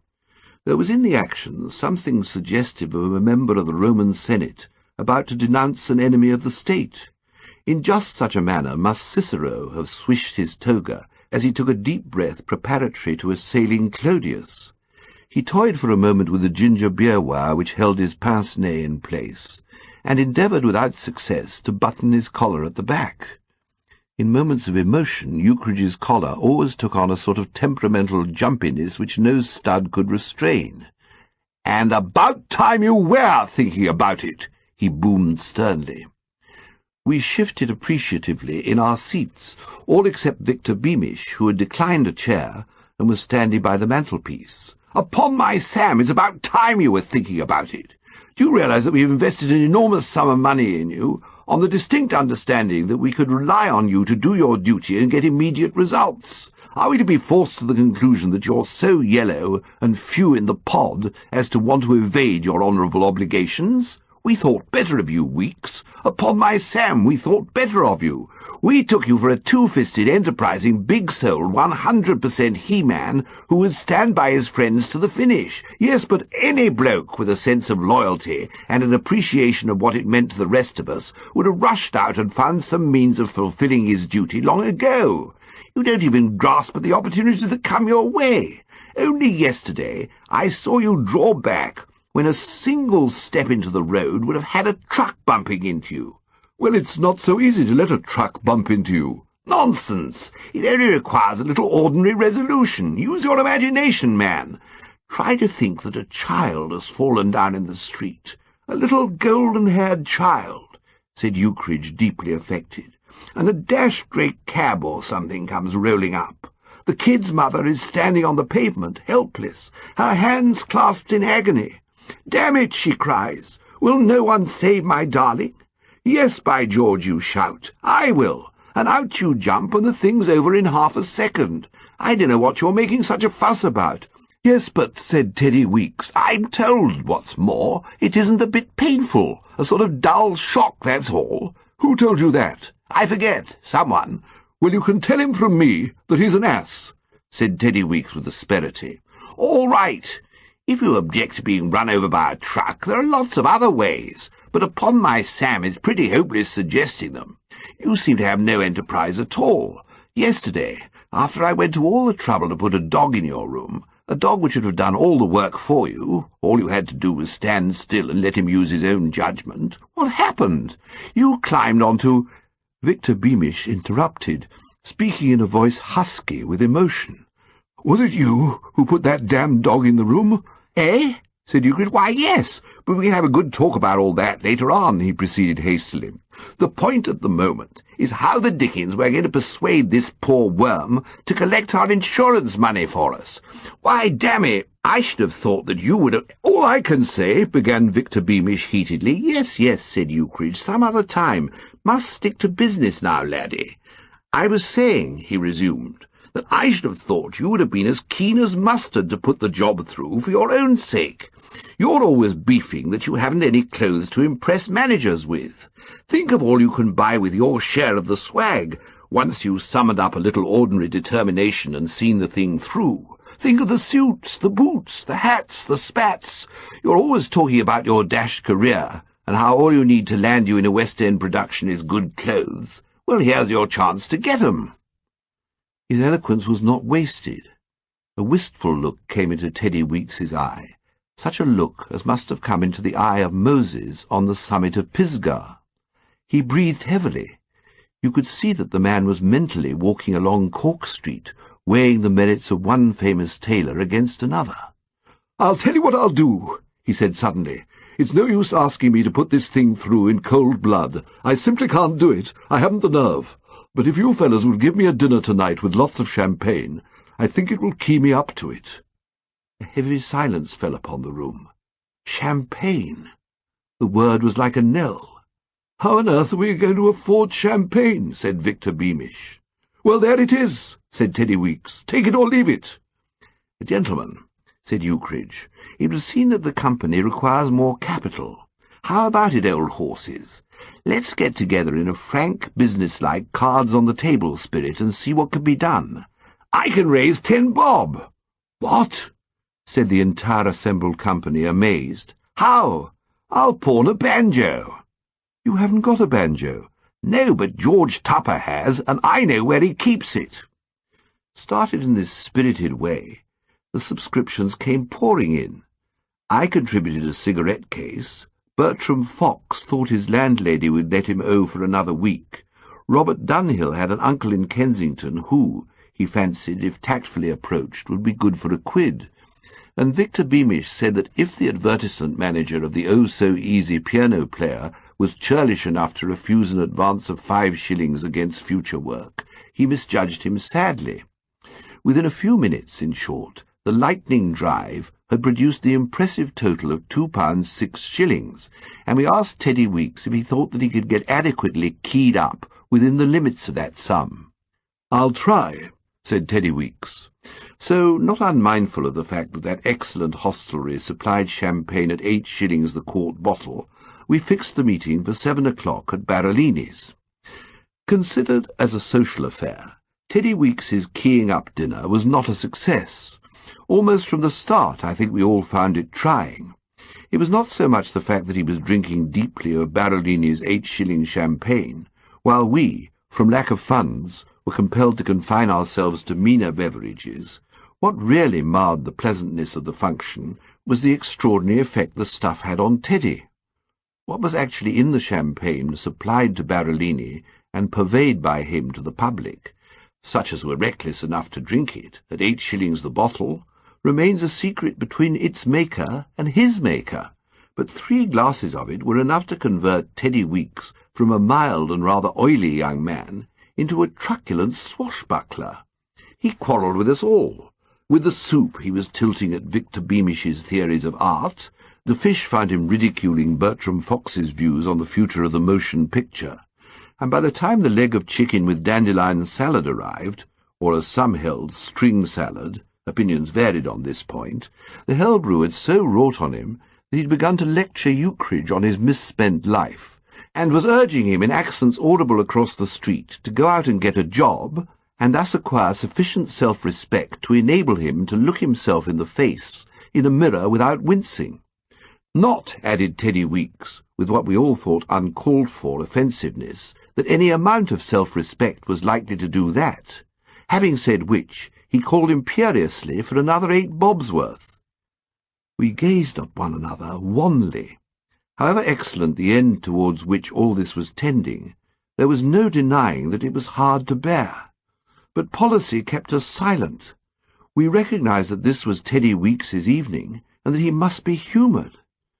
Victor Beamish said meekly that Teddy had cleared up a lot of points which had been troubling him for a long time. Bertram Fox agreed that there was much in what Teddy had said about the future of the close-up, and even Ukridge, though his haughty soul was seared to its foundations by the latter's personal remarks, promised to take his homily to heart and act upon it at the earliest possible moment. "You'd better," said Teddy Weeks belligerently, biting off the end of one of Barolini's best cigars. "And there's another thing. Don't let me hear of your coming and sneaking people's socks again." "Very well, laddie," said Ukridge humbly. "If there's one person in the world that I despise," said Teddy, bending a red-eyed gaze on the offender, "it's a snock-seeker, a seek-slocker, well, you know what I mean." We hastened to assure him that we knew what he meant, and he relapsed into a lengthy stupor, from which he emerged 3/4 of an hour later to announce that he didn't know what we intended to do, but that he was going. We said that we were going too, and we paid the bill and did so. Teddy Weeks' indignation on discovering us gathered about him on the pavement outside the restaurant was intense, and he expressed it freely. Among other things he said, which was not true, that he had a reputation to keep up in Soho. "It's all right, Teddy, old horse," said Ukridge soothingly. "We just thought you'd like to have all your old pals round you while you did it." "Did it? Did what?" "Why, have the accident." Teddy Weeks glared at him truculently. Then his mood seemed to change abruptly, and he burst into a loud and hearty laugh. "Oh, silly ideas," he cried amusedly. "I'm not going to have an accident. You don't suppose I ever seriously intended to have an accident, do you? It was just my fun." With another sudden change of mood, he seemed to become a victim to an acute unhappiness. He stroked Ukridge's arm affectionately, and a tear rolled down his cheek. "Just my fun," he repeated. "You don't mind my fun, do you?" he asked pleadingly. "You like my fun, don't you?" "All my fun. Never meant to have an accident at all. Just wanted dinner." The gay humour of it all overcame his sorrow once more. "Funniest thing ever heard," he said cordially. "Didn't want accident, wanted dinner. Dinner accident, dinner accident," he added, driving home his point. "Well, good night, all," he said cheerily, and stepping off the curb onto a banana skin, was instantly knocked 10 feet by a passing lorry. "2 ribs and an arm," said the doctor 5 minutes later, superintending the removal proceedings. "Gently with that stretcher." It was 2 weeks before we were informed by the authorities of Charing Cross Hospital that the patient was in a condition to receive visitors. A whip-round secured the price of a basket of fruit, and Ukridge and I were deputed by the shareholders to deliver it with their compliments and kind inquiries. "Hello," we said in a hushed bedside manner when finally admitted to his presence. "Sit down, gentlemen," replied the invalid. I must confess even in that first moment to having experienced a slight feeling of surprise. It was not like Teddy Weeks to call us gentlemen. Ukridge, however, seemed to notice nothing amiss. "Well, well, well," he said buoyantly. "And how are you, laddie? We brought you a few fragments of fruit." "I'm getting along capitally," replied Teddy Weeks, still in that odd, precise way which had made his opening words strike me as curious. "And I should like to say that, in my opinion, England has reason to be proud of the alertness and enterprise of her great journals, the excellence of their reading matter, the ingenuity of their various competitions, and above all the go-ahead spirit which has resulted in this accident insurance scheme are beyond praise. Have you got that down?" he inquired. Ukridge and I looked at each other. We'd been told that Teddy was practically normal again, but this sounded like delirium. "Have we got that down, old horse?" asked Ukridge gently. Teddy Weeks seemed surprised. "Aren't you reporters?" "How do you mean, reporters?" "I thought you'd come from one of these weekly papers that have been paying me insurance money to interview me," said Teddy Weeks. Ukridge and I exchanged another glance, an uneasy glance this time. I think that already a grim foreboding had begun to cast its shadow over us. "Surely you remember me, Teddy, old horse," said Ukridge anxiously. Teddy Weeks knit his brow, concentrating painfully. "Why, of course," he said at last. "You're Ukridge, aren't you?" "That's right, Ukridge." "Of course, Ukridge." "Yes, Ukridge. Funny you're forgetting me." "Yes," said Teddy Weeks. "It's the effect of the shock I got when that thing bowled me over. I must have been struck on the head, I suppose. It has had the effect of rendering my memory rather uncertain. The doctors here are very interested. They say it's a most unusual case.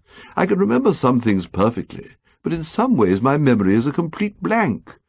"Oh, but I say, old horse," quavered Ukridge, "I suppose you haven't forgotten about that insurance, have you?" "Oh, no, I remember that." Ukridge breathed a relieved sigh.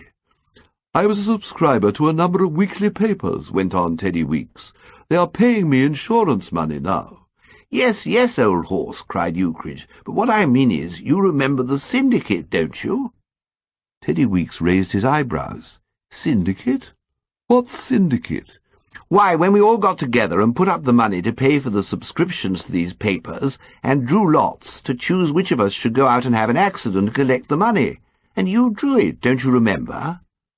Utter astonishment, and a shocked astonishment at that, spread itself over Teddy Weeks's countenance. The man seemed outraged. "I certainly remember nothing of the kind," he said severely. "I cannot imagine myself for a moment consenting to become a party to what, from your own account, would appear to have been a criminal conspiracy to obtain money under false pretences from a number of weekly papers." "But, laddie—" "However," said Teddy Weeks, "if there's any truth in this story, no doubt you have documentary evidence to support it." Ukridge looked at me. I looked at Ukridge. There was a long silence. "Shift ho, old horse," said Ukridge sadly. "No use staying on here. "No," I replied with equal gloom. "May as well go." "Glad to have seen you," said Teddy Weeks, "and thanks for the fruit." The next time I saw the man, he was coming out of a manager's office in the Haymarket. He had on a new Homburg hat of a delicate pearl grey, spats to match, and a new blue flannel suit, beautifully cut, with an invisible red twill. He was looking jubilant, and as I passed him, he drew from his pocket a gold cigarette case. It was shortly after that, if you remember, that he made a big hit as a juvenile lead in that piece at the Apollo, and started on his sensational career as a matinee idol. Inside the church, the organ had swelled into the familiar music of the wedding march. A verger came out and opened the doors. The 5 cooks ceased their reminiscences of other and smarter weddings at which they had participated. The cameramen unshipped their cameras. The costermonger moved his barrow of vegetables a pace forward. A dishevelled and unshaven man at my side uttered a disapproving growl. "Idle rich," said the dishevelled man. Out of the church came a beauteous being, leading, attached to his arm, another being, somewhat less beauteous. There was no denying the spectacular effect of Teddy Weeks. He was handsomer than ever. His sleek hair, gorgeously waved, shone in the sun.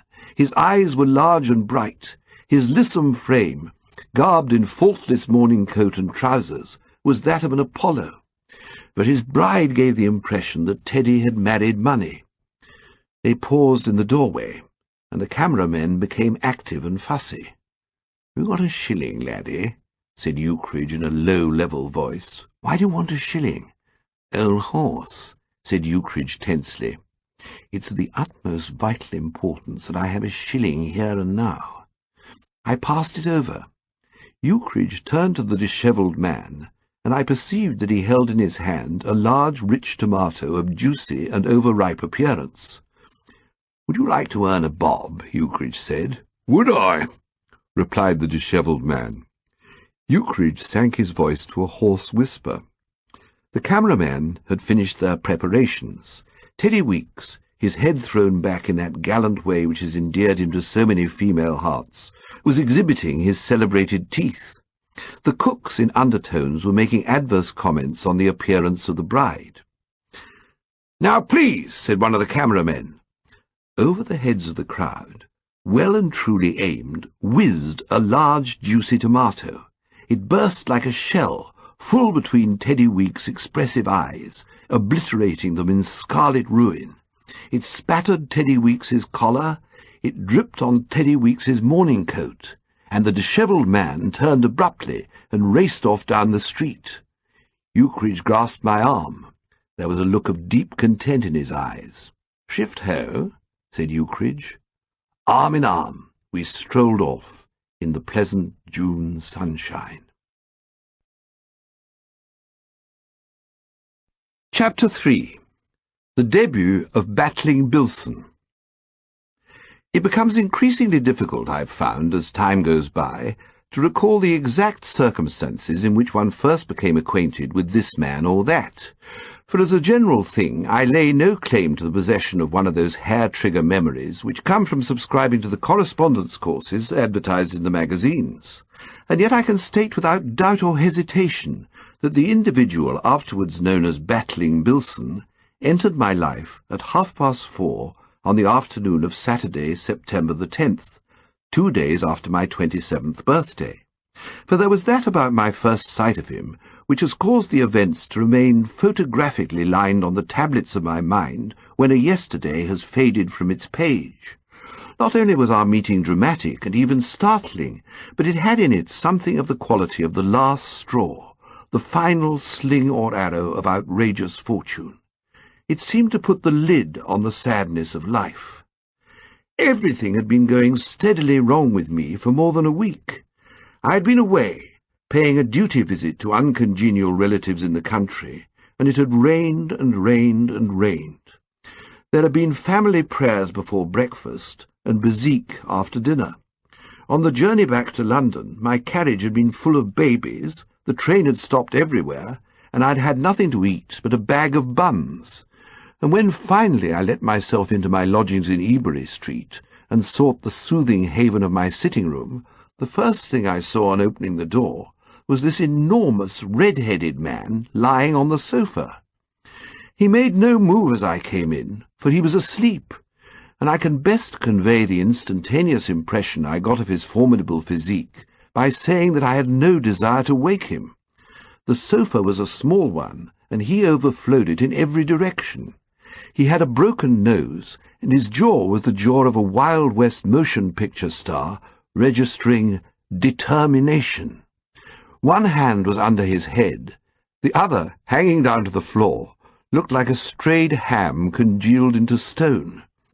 What he was doing in my sitting-room I did not know, but passionately as I wished to know, I preferred not to seek first-hand information. There was something about him that seemed to suggest that he might be one of those men who are rather cross when they first wake up. I crept out and stole softly downstairs to make inquiries of Bowles, my landlord.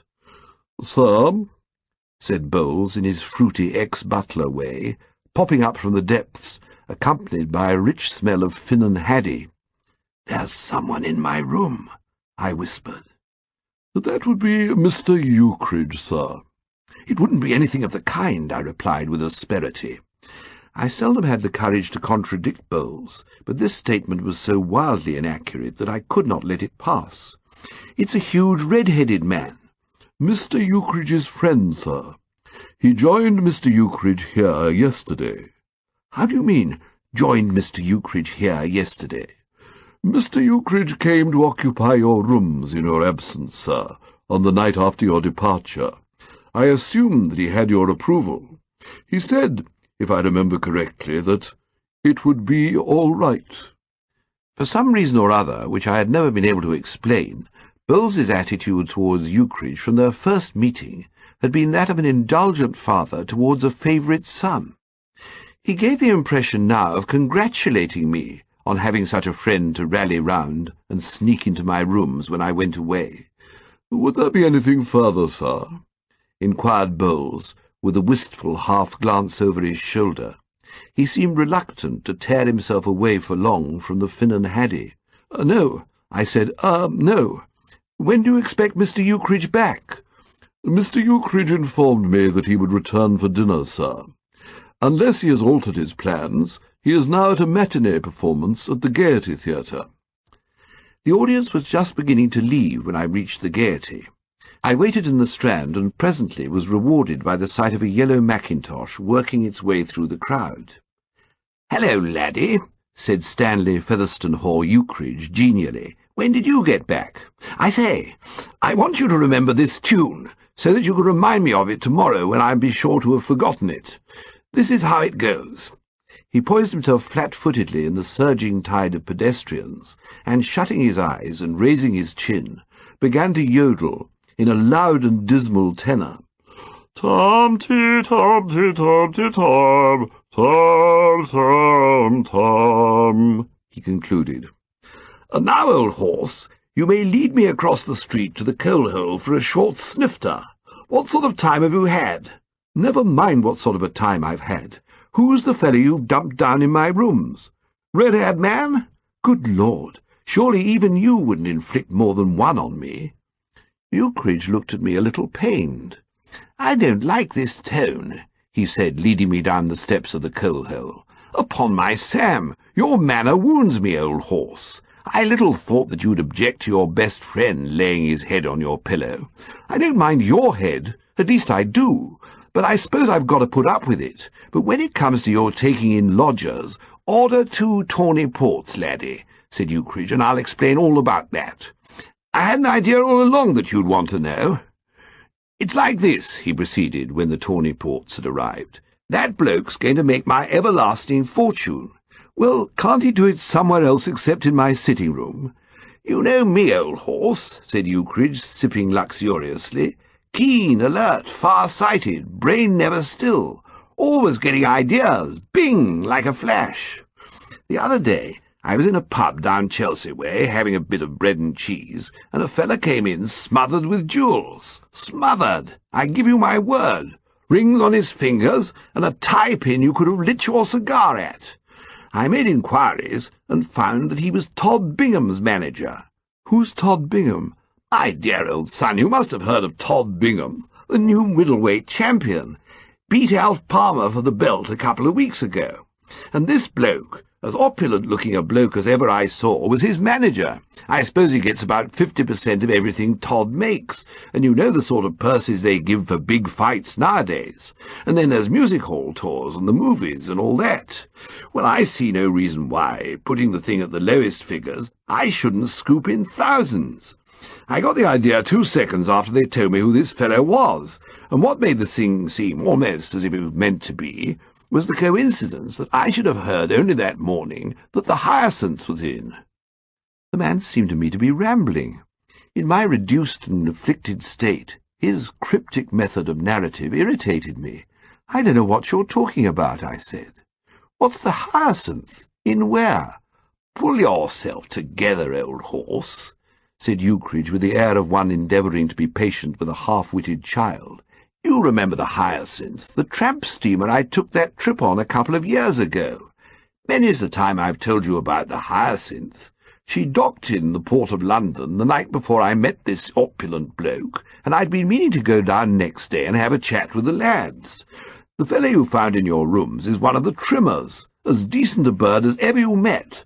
Not much conversation, but a heart of gold, and it came across me like a thunderbolt the moment they told me who the jewel cove was, that if only I could induce this man Bilson to take up scrapping seriously with me as his manager, my fortune was made. Bilson is the man who invented fighting. He looks it. Splendid chap. You'll like him." "I bet I shall. I made up my mind to like him the moment I saw him. Never picks a quarrel, you understand. In fact, used to need the deuce of a lot of provocation before he would give of his best. But once he's started, golly, I've seen that man clean out a bar at Marseille in a way that fascinated you. A bar filled to overflowing with A.B.s and firemen, mind you, and all capable of felling oxen with a blow. 6 of them there were, and they kept swatting Bilson with all the vim and heartiness at their disposal, but he just let 'em bounce off and went on with the business in hand. The man's a champion, laddie, nothing less. You couldn't hurt him with a hatchet, and every time he hits anyone, all the undertakers in the place jump up and make bids for the body. And the amazing bit of luck is that he was looking for a job ashore. It appears he's fallen in love with one of the barmaids at the Crown in Kennington. Not," said Ukridge, so that all misapprehension should be avoided, "the one with the squint, the other one, Flossie, the gal with yellow hair." "I don't know the barmaids at the Crown in Kennington," I said. "Nice girls," said Ukridge paternally. "So it was all right, you see. Our interests were identical. Good old Bilson isn't what you'd call a very intelligent chap, but I managed to make him understand after an hour or so, and we drew up the contract. I'm to get 50% of everything in consideration of managing him, fixing up fights, and looking after him generally. And looking after him includes tucking him up on my sofa and singing him to sleep." Again that pained look came into Ukridge's face. He gazed at me as if I'd disappointed him. "You keep harping on that, laddie, and it isn't the right spirit.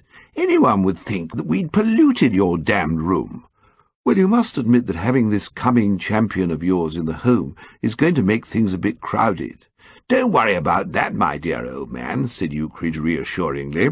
"We move to the White Hart at Barnes tomorrow to start training. I've got Bilson an engagement in one of the preliminaries down at Wonderland 2 weeks from tonight." "No, really?" I said, impressed by this enterprise. "How did you manage it?" "I just took him along and showed him to the management. They jumped at him. You see, the old boy's appearance rather speaks for itself. Thank goodness all this happened just when I had a few quid tucked away. By the greatest good luck, I ran into George Tupper at the very moment when he had had word that they were going to make him an under-secretary or something. I can't remember the details, but it's something they give these Foreign Office blokes when they show a bit of class. And Tuppy parted with a tenner without a murmur, seemed sort of dazed. I believe now I could have had 20 if I'd had the presence of mind to ask for it. Still," said Ukridge with a manly resignation which did him credit, "it can't be helped now, and 10 will see me through. The only thing that's worrying me at the moment is what to call Bilson. Yes, I should be careful what I called a man like that. I mean, what name is he to fight under? Why not his own? His parents, confound them, said Ukridge moodily, christened him Wilberforce. I ask you, can you see the crowd at Wonderland having Wilberforce Bilson introduced to them? Willie Bilson, I suggested, rather snappy. Ukridge considered the proposal seriously with knit brows, as becomes a manager. Too frivolous, he decided at length. Might be all right for a bantam, but... No, I don't like it. I was thinking of something like Hurricane Hicks or Rock Crusher Riggs. Don't do it, I urged, or you'll kill his career right from the start. You never find a real champion with one of those fancy names. Bob Fitzsimmons, Jack Johnson, James J. Corbett, James J. Jeffries, James J. Bilson, rotten. You don't think, said Ukridge almost with timidity, that Wildcat Wicks might do? No fighter with an adjective in front of his name ever boxed in anything except a 3-round preliminary. How about Battling Bilson? I patted him on the shoulder. Go no farther, I said. The thing is settled. Battling Bilson is the name. Laddie, said Ukridge in a hushed voice, reaching across the table and grasping my hand. This is genius, sheer genius. Order another couple of tawny ports, old man. I did so, and we drank deep to the battler's success. My formal introduction to my godchild took place on a return to Ebury Street, and, great as had been my respect for the man before, it left me with a heightened appreciation of the potentialities for triumph awaiting him in his selected profession. He was awake by this time, and moving ponderously about the sitting-room, and he looked even more impressive standing than he had appeared when lying down. At our first meeting, moreover, his eyes had been closed in sleep. They were now open, green in colour, and of a peculiarly metallic glint which caused them, as we shook hands, to seem to be exploring my person for good spots to hit. What was probably intended to be the smile that wins appeared to me a grim and sardonic twist of the lip. Take him for all in all, I'd never met a man so calculated to convert the most truculent swashbuckler to pacifism at a glance. And when I recalled Ukridge's story of the little unpleasantness at Marseilles, and realized that a mere handful of half a dozen able-bodied seamen had had the temerity to engage this fellow in personal conflict, it gave me a thrill of patriotic pride. There must be good stuff in the British merchant marine, I felt. Hearts of oak. Dinner, which followed the introduction, revealed the battler rather as a capable trencherman than as a sparkling conversationalist. His long reach enabled him to grab salt, potatoes, pepper, and other necessaries without the necessity of asking for them, and on other topics he seemed to possess no views which he deemed worthy of exploitation. A strong, silent man. That there was a softer side to his character was, however, made clear to me when, after smoking one of my cigars and talking for a while of this and that, Ukridge went out on one of those mysterious errands of his which were always summoning him at all hours, and left my guest and myself alone together. After a bare half-hour's silence, broken only by the soothing gurgle of his pipe, the coming champion cocked an intimidating eye at me and spoke. "You ever been in love, mister?" I was thrilled and flattered. Something in my appearance, I told myself, some nebulous something that showed me a man of sentiment and sympathy, had appealed to this man, and he was about to pour out his heart in intimate confession. I said yes, I had been in love many times. I went on to speak of love as a noble emotion, of which no man need be ashamed. I spoke at length and with fervour. "Ah," said Battling Bilson. Then, as if aware that he'd been chattering in an undignified manner to a comparative stranger, he withdrew into the silence again, and did not emerge till it was time to go to bed, when he said, "Good night, mister," and disappeared. It was disappointing. Significant, perhaps, the conversation had been, but I'd been rather hoping for something which could have been built up into a human document entitled The Soul of the Abysmal Brute, and sold to some editor for that real money which was always so badly needed in the home. Ukridge and his protégé left next morning for Barnes, and as that riverside resort was somewhat off my beat, I saw no more of the battler until the fateful night at Wonderland. From time to time Ukridge would drop in at my rooms to purloin cigars and socks, and on these occasions he always spoke with the greatest confidence of his man's prospects. At first it seemed there had been a little difficulty, owing to the other's rooted idea that plug tobacco was an indispensable adjunct to training. But towards the end of the first week, the arguments of wisdom had prevailed, and he'd consented to abandon smoking until after his debut. By this concession, the issues seemed to Ukridge to have been sealed as a certainty, and he was in sunny mood as he borrowed the money from me to pay our fares to the underground station at which the pilgrim alights who wishes to visit that Mecca of East End boxing, Wonderland. The battler had preceded us, and when we arrived was in the dressing-room, stripped to a breathtaking semi-nudity. I had not supposed that it was possible for a man to be larger than was Mr. Bilson when arrayed for the street, but in trunks and boxing shoes he looked like his big brother. Muscles resembling the hawsers of an Atlantic liner coiled down his arms and rippled along his massive shoulders. He seemed to dwarf altogether the by no means flimsy athlete who passed out of the room as we came in. "That's the bloke," announced Mr. Bilson, jerking his red head after this person. We understood him to imply that the other was his opponent, and the spirit of confidence which had animated us waxed considerably. Where 6 of the pick of the merchant marine had failed, this stripling could scarcely hope to succeed. "I've been talking to him," said Battling Bilson. I took this unwonted garrulity to be due to a slight nervousness natural at such a moment. "He's a lot of trouble, that bloke," said the battler.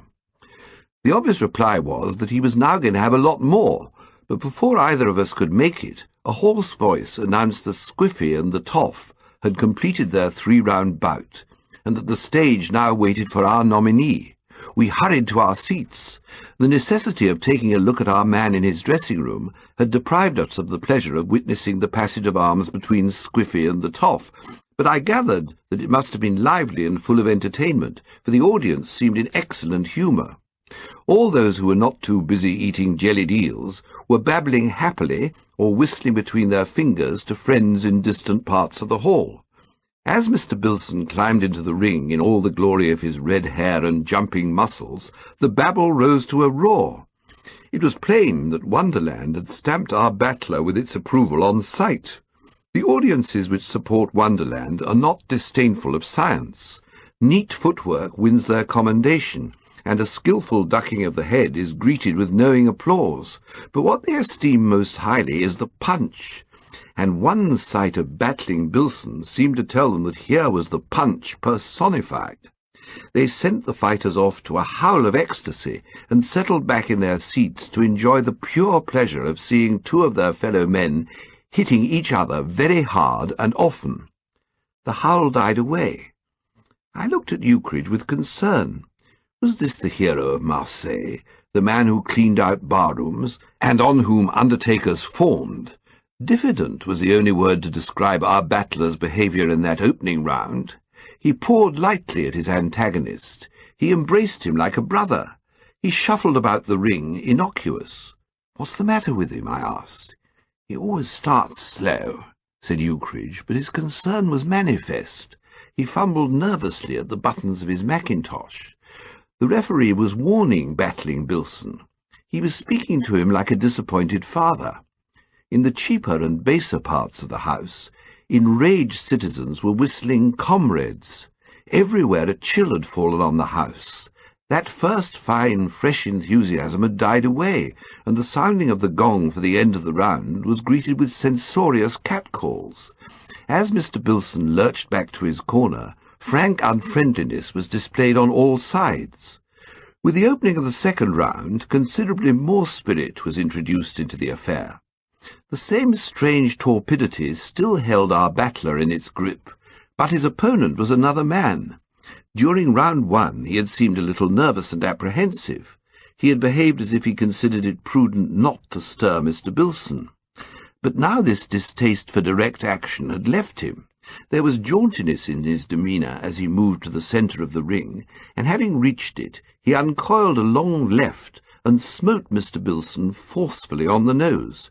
Twice he smote him, and twice Mr. Bilson blinked like one who has had bad news from home.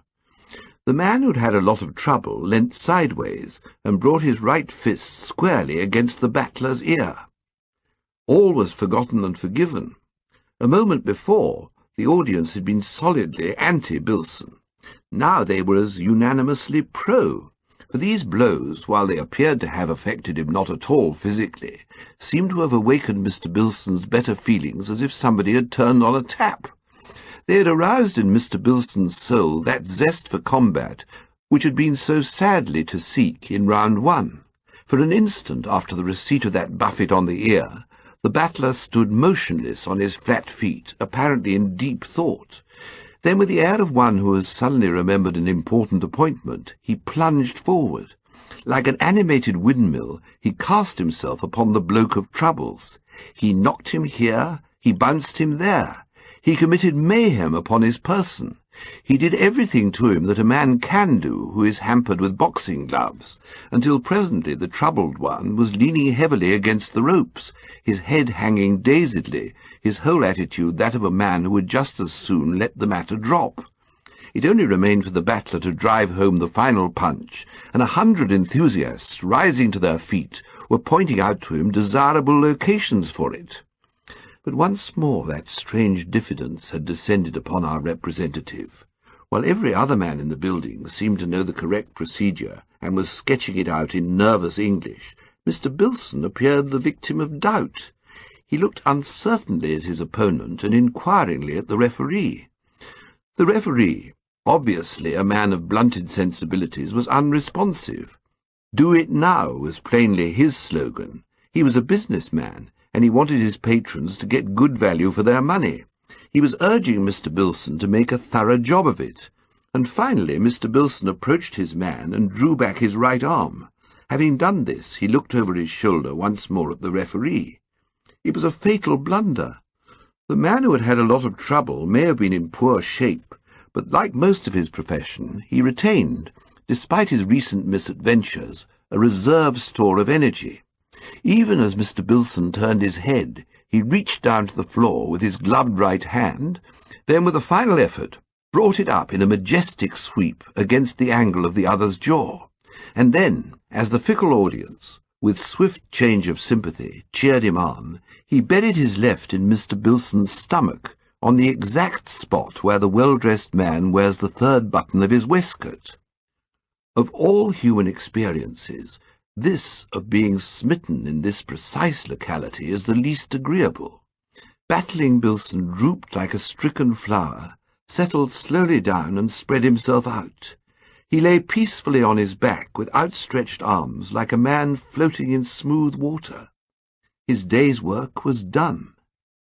A wailing cry rose above the din of excited patrons of sport endeavouring to explain to their neighbours how it had all happened. It was the voice of Ukridge mourning over his dead. At 11:30 that night, as I was preparing for bed, a drooping figure entered my room. I mixed a silent, sympathetic Scotch and soda, and for a while no word was spoken. "How is the poor fellow?" I asked at length. "He's all right," said Ukridge listlessly. "I left him eating fish and chips at a coffee stall. Bad luck his getting pipped at the post like that." "Bad luck!" boomed Ukridge, throwing off his lethargy with a vigour that spoke of mental anguish. "What do you mean, bad luck? It was just damn boneheadedness. Upon my Sam, it's a little hard. I invest vast sums in this man. I support him in luxury for 2 weeks, asking nothing of him in return except to sail in and knock somebody's head off, which he could have done in 2 minutes if he'd liked.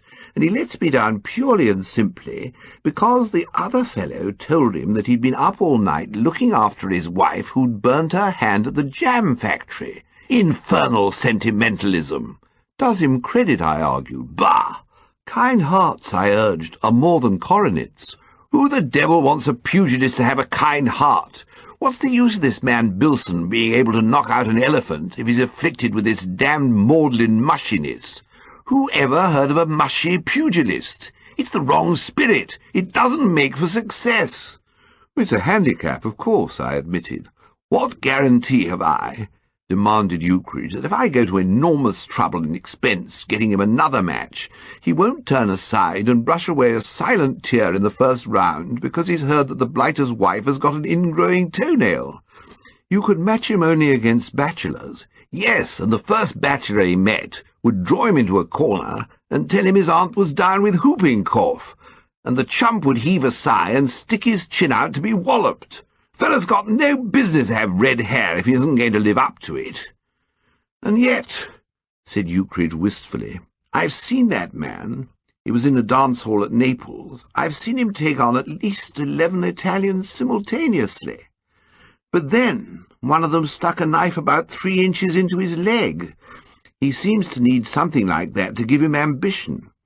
I don't see how you're going to arrange to have him knifed just before each fight. No, said Ukridge mournfully. What are you going to do about his future? Have you any plans? Nothing definite. My aunt was looking for a companion to attend to her correspondence and take care of the canary last time I saw her. I might try to get the job for him.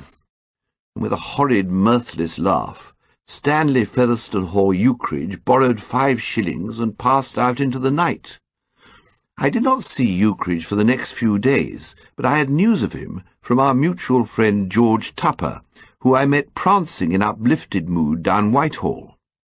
I say, said George Tupper without preamble and with a sort of dazed fervour, they've given me an under-secretaryship. I pressed his hand.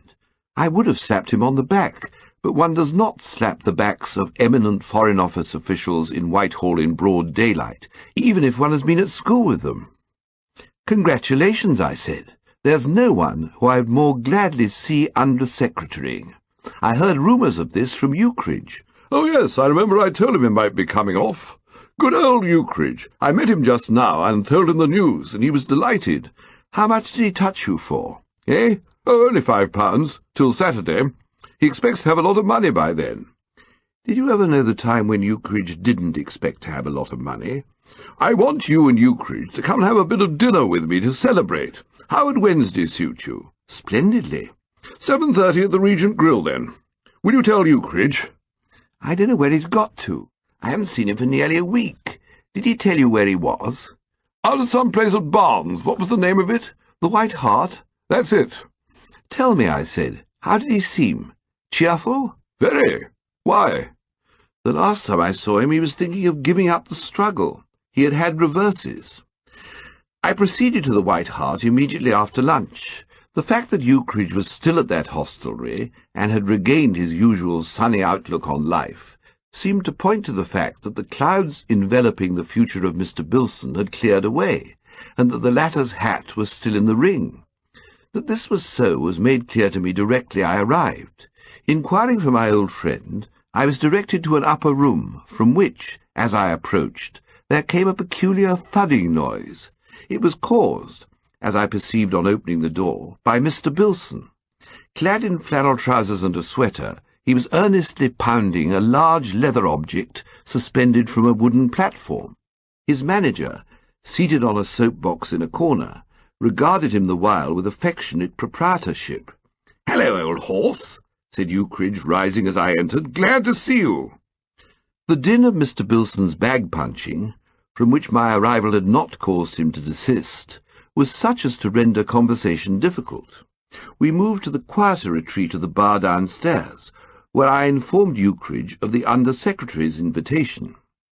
"I'll be there," said Ukridge. "There's one thing about good old Bilson. You can trust him not to break training if you take your eye off him. And of course he realizes that this is a big thing. It'll be the making of him." "Your aunt is considering engaging him, then?" "My aunt? What on earth are you talking about? Collect yourself, laddie." "When you left me, you were going to try to get him the job of looking after your aunt's canary." "Oh, I was feeling rather sore then. That's all over. I had an earnest talk with the poor zimp, and he means business from now on. And so he ought to dash it with a magnificent opportunity like this." "Like what?" "We're on to a big thing now, laddie, the dickens of a big thing." "I hope you made sure the other man's a bachelor. Who is he?" "Todd Bingham." "Todd Bingham?" I groped in my memory. "You don't mean the middleweight champion?" "That's the fellow." You don't expect me to believe that you got a match on with a champion already. It isn't exactly a match. It's like this. Todd Bingham is going round the East End halls offering 200 quid to anyone who'll stay 4 rounds with him. Advertisement stuff. Good old Bilson is going to unleash himself at the Shoreditch Empire next Saturday. Do you think he'll be able to stay 4 rounds? Stay 4 rounds? Cried Ukridge. Why, he could stay 4 rounds with a fellow armed with a Gatling gun and a couple of pickaxes. That money's as good as in our pockets, laddie. And once we're through with this job, there isn't a boxing place in England that won't jump at us. I don't mind telling you in confidence, old horse, that in a year from now I expect to be pulling in hundreds a week. Clean up a bit here first, you know, and then pop over to America and make an enormous fortune. Dammy, I shan't know how to spend the money. Why not buy some socks? I'm running a bit short of them. Now, laddie, said Ukridge reprovingly, need we strike a jarring note? Is this the moment to fling your beastly socks in an old friend's face? A broader-minded spirit is what I'd like to see. I was 10 minutes late in arriving at the Regent Grill on the Wednesday of George Tupper's invitation, and the spectacle of George in person, standing bareheaded at the Piccadilly entrance, filled me with guilty remorse. George was the best fellow in the world, but the atmosphere of the Foreign Office had increased the tendency he'd always had from boyhood to a sort of precise fussiness, and it upset him if his affairs did not run exactly on schedule. The thought that my unpunctuality should have marred this great evening sent me hurrying towards him full of apologies. "Oh, there you are," said George Tupper. "I say, it's too bad. I'm awfully sorry. My watch, Ukridge!" cried George Tupper, and I perceived that it was not I who had caused his concern. "Isn't he coming?" I asked, amazed. The idea of Ukridge evading a free meal was one of those that seemed to make the solid foundations of the world rock. "He's come, and he's brought a gal with him." "A girl?" "In pink, with yellow hair," wailed George Tupper. "What am I to do?" I pondered the point. "It's a weird thing for even Ukridge to have done," I said. "But I suppose you'll have to give her dinner." "But the place is full of people I know, and this girl's so spectacular." I felt for him deeply, but I could see no way out of it. "You don't think I could say I'd been taken ill? It would hurt Ukridge's feelings." "I should enjoy hurting Ukridge's feelings, curse him," said George Tupper fervently. "And it'd be an awful slam for the girl, whoever she is." George Tupper sighed. His was a chivalrous nature. He drew himself up as if bracing himself for a dreadful ordeal. "Oh, well, I suppose there's nothing to do," he said. "Come along. I left them drinking cocktails in the lounge." George had not erred in describing Ukridge's addition to the festivities as spectacular. Flamboyant would have been a suitable word. As she preceded us down the long dining-room, her arm linked in George Tupper's, she seemed to have taken a liking to George. I had ample opportunity for studying her, from her patent leather shoes to the mass of golden hair beneath her picture hat. She had a loud, clear voice, and she was telling George Tupper the rather intimate details of an internal complaint which had recently troubled an aunt of hers. If George had been the family physician, she could not have been franker, and I could see a dull glow spreading over his shapely ears. Perhaps Ukridge saw it too, for he seemed to experience a slight twinge of conscience. "I have an idea, laddie," he whispered, "that old Tuppy is a trifle peeved at my bringing Flossie along. If you get a chance, you might murmur to him that it was military necessity." "Who is she?" I asked. "I told you about her. Flossie, the barmaid at the Crown in Kennington, Bilson's fiancée." I looked at him in amazement. "Do you mean to tell me that you're courting death by flirting with battling Bilson's girl?" "My dear old man, nothing like that," said Ukridge, shocked. "The whole thing is, I got a peculiar favour to ask of her, rather a rummy request, and it was no good springing it on her in cold blood.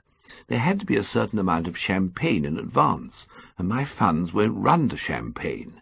I'm taking her on to the Alhambra after dinner. I'll look you up tonight and tell you all about it." We then proceeded to dine. It was not one of the pleasantest meals of my experience. The future Mrs. Bilson prattled agreeably throughout, and Ukridge assisted her in keeping the conversation alive. but the shattered demeanour of George Tupper would have taken the sparkle out of any banquet. From time to time he pulled himself together and endeavoured to play the host, but for the most part he maintained a pale and brooding silence, and it was a relief when Ukridge and his companion rose to leave. "Well," began George Tupper in a strangled voice as they moved away down the aisle. I lit a cigar and sat back dutifully to listen. Ukridge arrived in my rooms at midnight, his eyes gleaming through their pince-nez with a strange light. His manner was exuberant. "It's all right," he said. "I'm glad you think so. Did you explain to Tuppy?" "I didn't get a chance. He was talking too hard." "About me?" "Yes, he said everything I've always felt about you, only far, far better than I could ever have put it." Ukridge's face clouded for a moment, but cheerfulness returned. "Oh, well, it can't be helped. He'll simmer down in a day or two. Had to be done, laddie. Life and death matter. And it's all right. Read this." I took the letter he handed me. It was written in a scrawly hand. "What's this?" "Read it, laddie. I think it'll meet the case." I read. "Wilberforce." Who on earth's Wilberforce? "I told you that was Bilson's name." "Oh, yes." I returned to the letter. "Wilberforce, I take my pen in hand to tell you that I can never be yours. You will no doubt be surprised to hear that I love another and a better man, so that it can never be. He loves me, and he is a better man than you. Hoping this finds you in the pink as it leaves me at present, yours faithfully, Florence Burns." "I told her to keep it snappy," said Ukridge. "Well, she's certainly done it," I replied, handing back the letter. "I'm sorry. From the little I saw of her, I thought her a nice girl, for Bilson. Do you happen to know the other man's address? Because it would be a kindly act to send him a postcard advising him to leave England for a year or two." "The Shoreditch Empire will find him this week." "What?" "The other man is Todd Bingham." Todd Bingham. The drama of the situation moved me. "Do you mean to say that Todd Bingham is in love with battling Bilson's girl?" "No, he's never seen her." "What do you mean?" Ukridge sat down creakingly on the sofa. He slapped my knee with sudden and uncomfortable violence. "Laddie," said Ukridge, "I will tell you all. Yesterday afternoon I found old Bilson reading a copy of the Daily Sportsman. He isn't much of a reader as a rule, so I was rather interested to know what had gripped him. And do you know what it was, old horse?" "I do not." "It was an article about Todd Bingham. One of those damned sentimental blurbs they print about pugilists nowadays, saying what a good chap he was in private life, and how he always sent a telegram to his old mother after each fight, and gave her half the purse. Damn it, there ought to be a censorship of the press. These blighters don't mind what they print. I don't suppose Todd Bingham has got an old mother, and if he has, I'll bet he doesn't give her a bob. There were tears in that chump Bilson's eyes as he showed me the article. Salt tears, laddie. 'Must be a nice fella,' he said. Well, I ask you, I mean to say it's a bit thick when the man you've been pouring out money for and watching over like a baby sister starts getting sorry for a champion 3 days before he's due to fight him. A champion, mark you. It was bad enough his getting mushy about that fellow at Wonderland, but when it came to being soft-hearted over Todd Bingham, something had to be done. Well, you know me. Brain like a buzzsaw. I saw the only way of counteracting this pernicious stuff was to get him so mad with Todd Bingham that he would forget all about his old mother, so I suddenly thought, why not get Flossie to pretend that Bingham had cut him out with her? Well, it's not the sort of thing you can ask a girl to do without preparing the ground a bit, so I brought her along to Tuppy's dinner. It was a master-stroke, laddie. There's nothing softens the delicate nurtured like a good dinner, and there's no denying that old Tuppy did us well. She agreed the moment I put the thing to her, and sat down and wrote that letter without a blink. I think she thinks it's all a jolly practical joke. She's a light-hearted girl. Must be. It'll give poor old Bilson a bit of a jar for the time being, I suppose, but it'll make him spread himself on Saturday night, and he'll be perfectly happy on Sunday morning when she tells him she didn't mean it, and he realizes that he's got 100 quid of Todd Bingham's in his trousers pocket. I thought you said it was 200 quid that Bingham was offering. I get 100, said Ukridge dreamily. The only flaw is the letter doesn't give the other man's name. How is Bilsam to know it's Todd Bingham? Why, dammy, laddie, do use your intelligence. Bilson isn't going to sit down and yawn when he gets that letter. He'll buzz straight down to Kennington and ask Flossie, and then she'll give the whole thing away. No, she won't. I slipped her a couple of quid to promise she wouldn't. And that reminds me, old man, it's left me a bit short, so if you could possibly manage— Good night, I said. But, laddie, and God bless you, I added firmly. The Shoreditch Empire is a roomy house, but it was crowded to the doors when I reached it on the Saturday night. In normal circumstances, I suppose there would always have been a large audience on a Saturday, and this evening the lure of Todd Bingham's personal appearance had drawn more than capacity. In return for my shilling, I was accorded the privilege of standing against the wall at the back, a position from which I could not see a great deal of the performance. From the occasional flashes which I got of the stage between the heads of my neighbours, however, and from the generally restless and impatient attitude of the audience, I gather that I was not missing much. The programme of the Shoreditch Empire that week was essentially a one-man affair. The patrons had the air of suffering the preliminary acts as unavoidable, obstacles that stand between them and the headliner. It was Todd Bingham whom they'd come to see, and they were not cordial to the unfortunate serio-comics, tramp cyclists, jugglers, acrobats and ballad singers who intruded themselves during the earlier part of the evening. The cheer that arose as the curtain fell on a dramatic sketch came from the heart, for the next number on the programme was that of the Star. A stout man in evening dress, with a red handkerchief worn ambassadorially athwart his shirt front, stepped out from the wings. "Ladies and gentlemen!" "Hush!" cried the audience. "Ladies and gentlemen!" A voice. "Good old Todd! Cheese it!" "Ladies and gentlemen!" said the ambassador for the third time. He scanned the house apprehensively. "Deeply regret have unfortunate disappointment to announce. Todd Bingham unfortunately unable to appear before you tonight." A howl like the howl of wolves baulked to their prey, or of an amphitheatre full of Roman citizens on receipt of the news that the supply of lions had run out, greeted these words. We stared at each other with a wild surmise. Could this thing be, or was it not too thick for human belief? "What's the matter with him?" demanded the gallery hoarsely. "Yes, what's the matter with him?" echoed we of the better element on the lower floor. The ambassador sidled uneasily towards the prompt entrance. He seemed aware that he was not a popular favourite. "He has had an unfortunate accident," he declared, nervousness beginning to sweep away his H's wholesale. "On his way out of this hall, he was unfortunately run into by a truck, sustaining bruises and contusions, which render him unfortunately unable to appear before you tonight. I beg to announce that his place will be taken by Professor Devine, who will render his marvellous imitations of various birds and familiar animals. Ladies and gentlemen," concluded the ambassador, stepping nimbly off the stage, "I thank you one and all." The curtain rose, and a dapper individual with a waxed moustache skipped on. "Ladies and gentlemen, my first imitation will be that of the well-known songster, the common thrush, better known to some of you, perhaps, as the throstle. And in connection with my performance, I wish to state that I have nothing whatsoever in my mouth. The effects which I produce—" I withdrew, and 2/3 of the audience started to do the same. From behind us, dying away as the doors closed, came the plaintive note of the common thrush, feebly competing with that other and sterner bird which haunts those places of entertainment where audiences are critical and swift to take offence. Out in the street, a knot of Shoreditch's younger set were hanging on the lips of an excited orator in a battered hat and trousers which had been made for a larger man.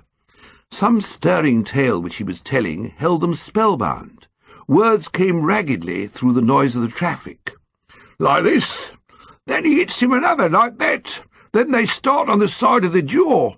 "Pass along there," interrupted an official voice. "Come on there. Pass along." The crowd thinned and resolved itself into its elements. I found myself moving down the street in company with the wearer of the battered hat. Though we had not been formally introduced, he seemed to consider me a suitable recipient for his tale. He enrolled me at once as a nucleus for a fresh audience. "He comes up, this bloke does, just as Todd is going in at the stage door." "Todd?" I queried. "Todd Bingham. He comes up just as he's going in at the stage door, and he says, 'Here.' And Todd says, 'Yes.' And this bloke, he says, 'Put 'em up.' And Todd says, 'Put what up?' And this bloke says, 'Your hands.' And Todd says, 'What, me?' sort of surprised. And the next minute they're fighting all over the shop." But surely Todd Bingham was run over by a truck. The man in the battered hat surveyed me with the mingled scorn and resentment which the devout bestow on those of heretical views. "Truck? He wasn't run over by no truck. What makes you think he was run over by a truck? What'd he be doing being run over by a truck? He had it put across him by this red-headed bloke, same as I'm telling you." Great light shone upon me. "Red-headed?" I cried. "Yes. A big man, yes. And he put it across Todd Bingham, put it across him proper. Had to go home in a cab, Todd did. Funny a bloke that could fight like that bloke could fight, hadn't the sense to go and do it on the stage and get some money for it. That's what I think." Across the street, an arc lamp shed its cold rays, and into its glare there strode a man draped in a yellow mackintosh. The light gleamed on his pince-nez, and led a gruesome pallor to his set face. It was Ukridge retreating from Moscow. Others, I said, are thinking the same. And I hurried across the road to administer what feeble consolation I might. There are moments when a fellow needs a friend. Thank you for listening to our audiobooks. We do our best to regularly upload quality books with clear narrations. Please subscribe to our channel and click the notification bell icon so we can bring you more great books. Thank you very much, and we hope you enjoyed listening to your audiobook.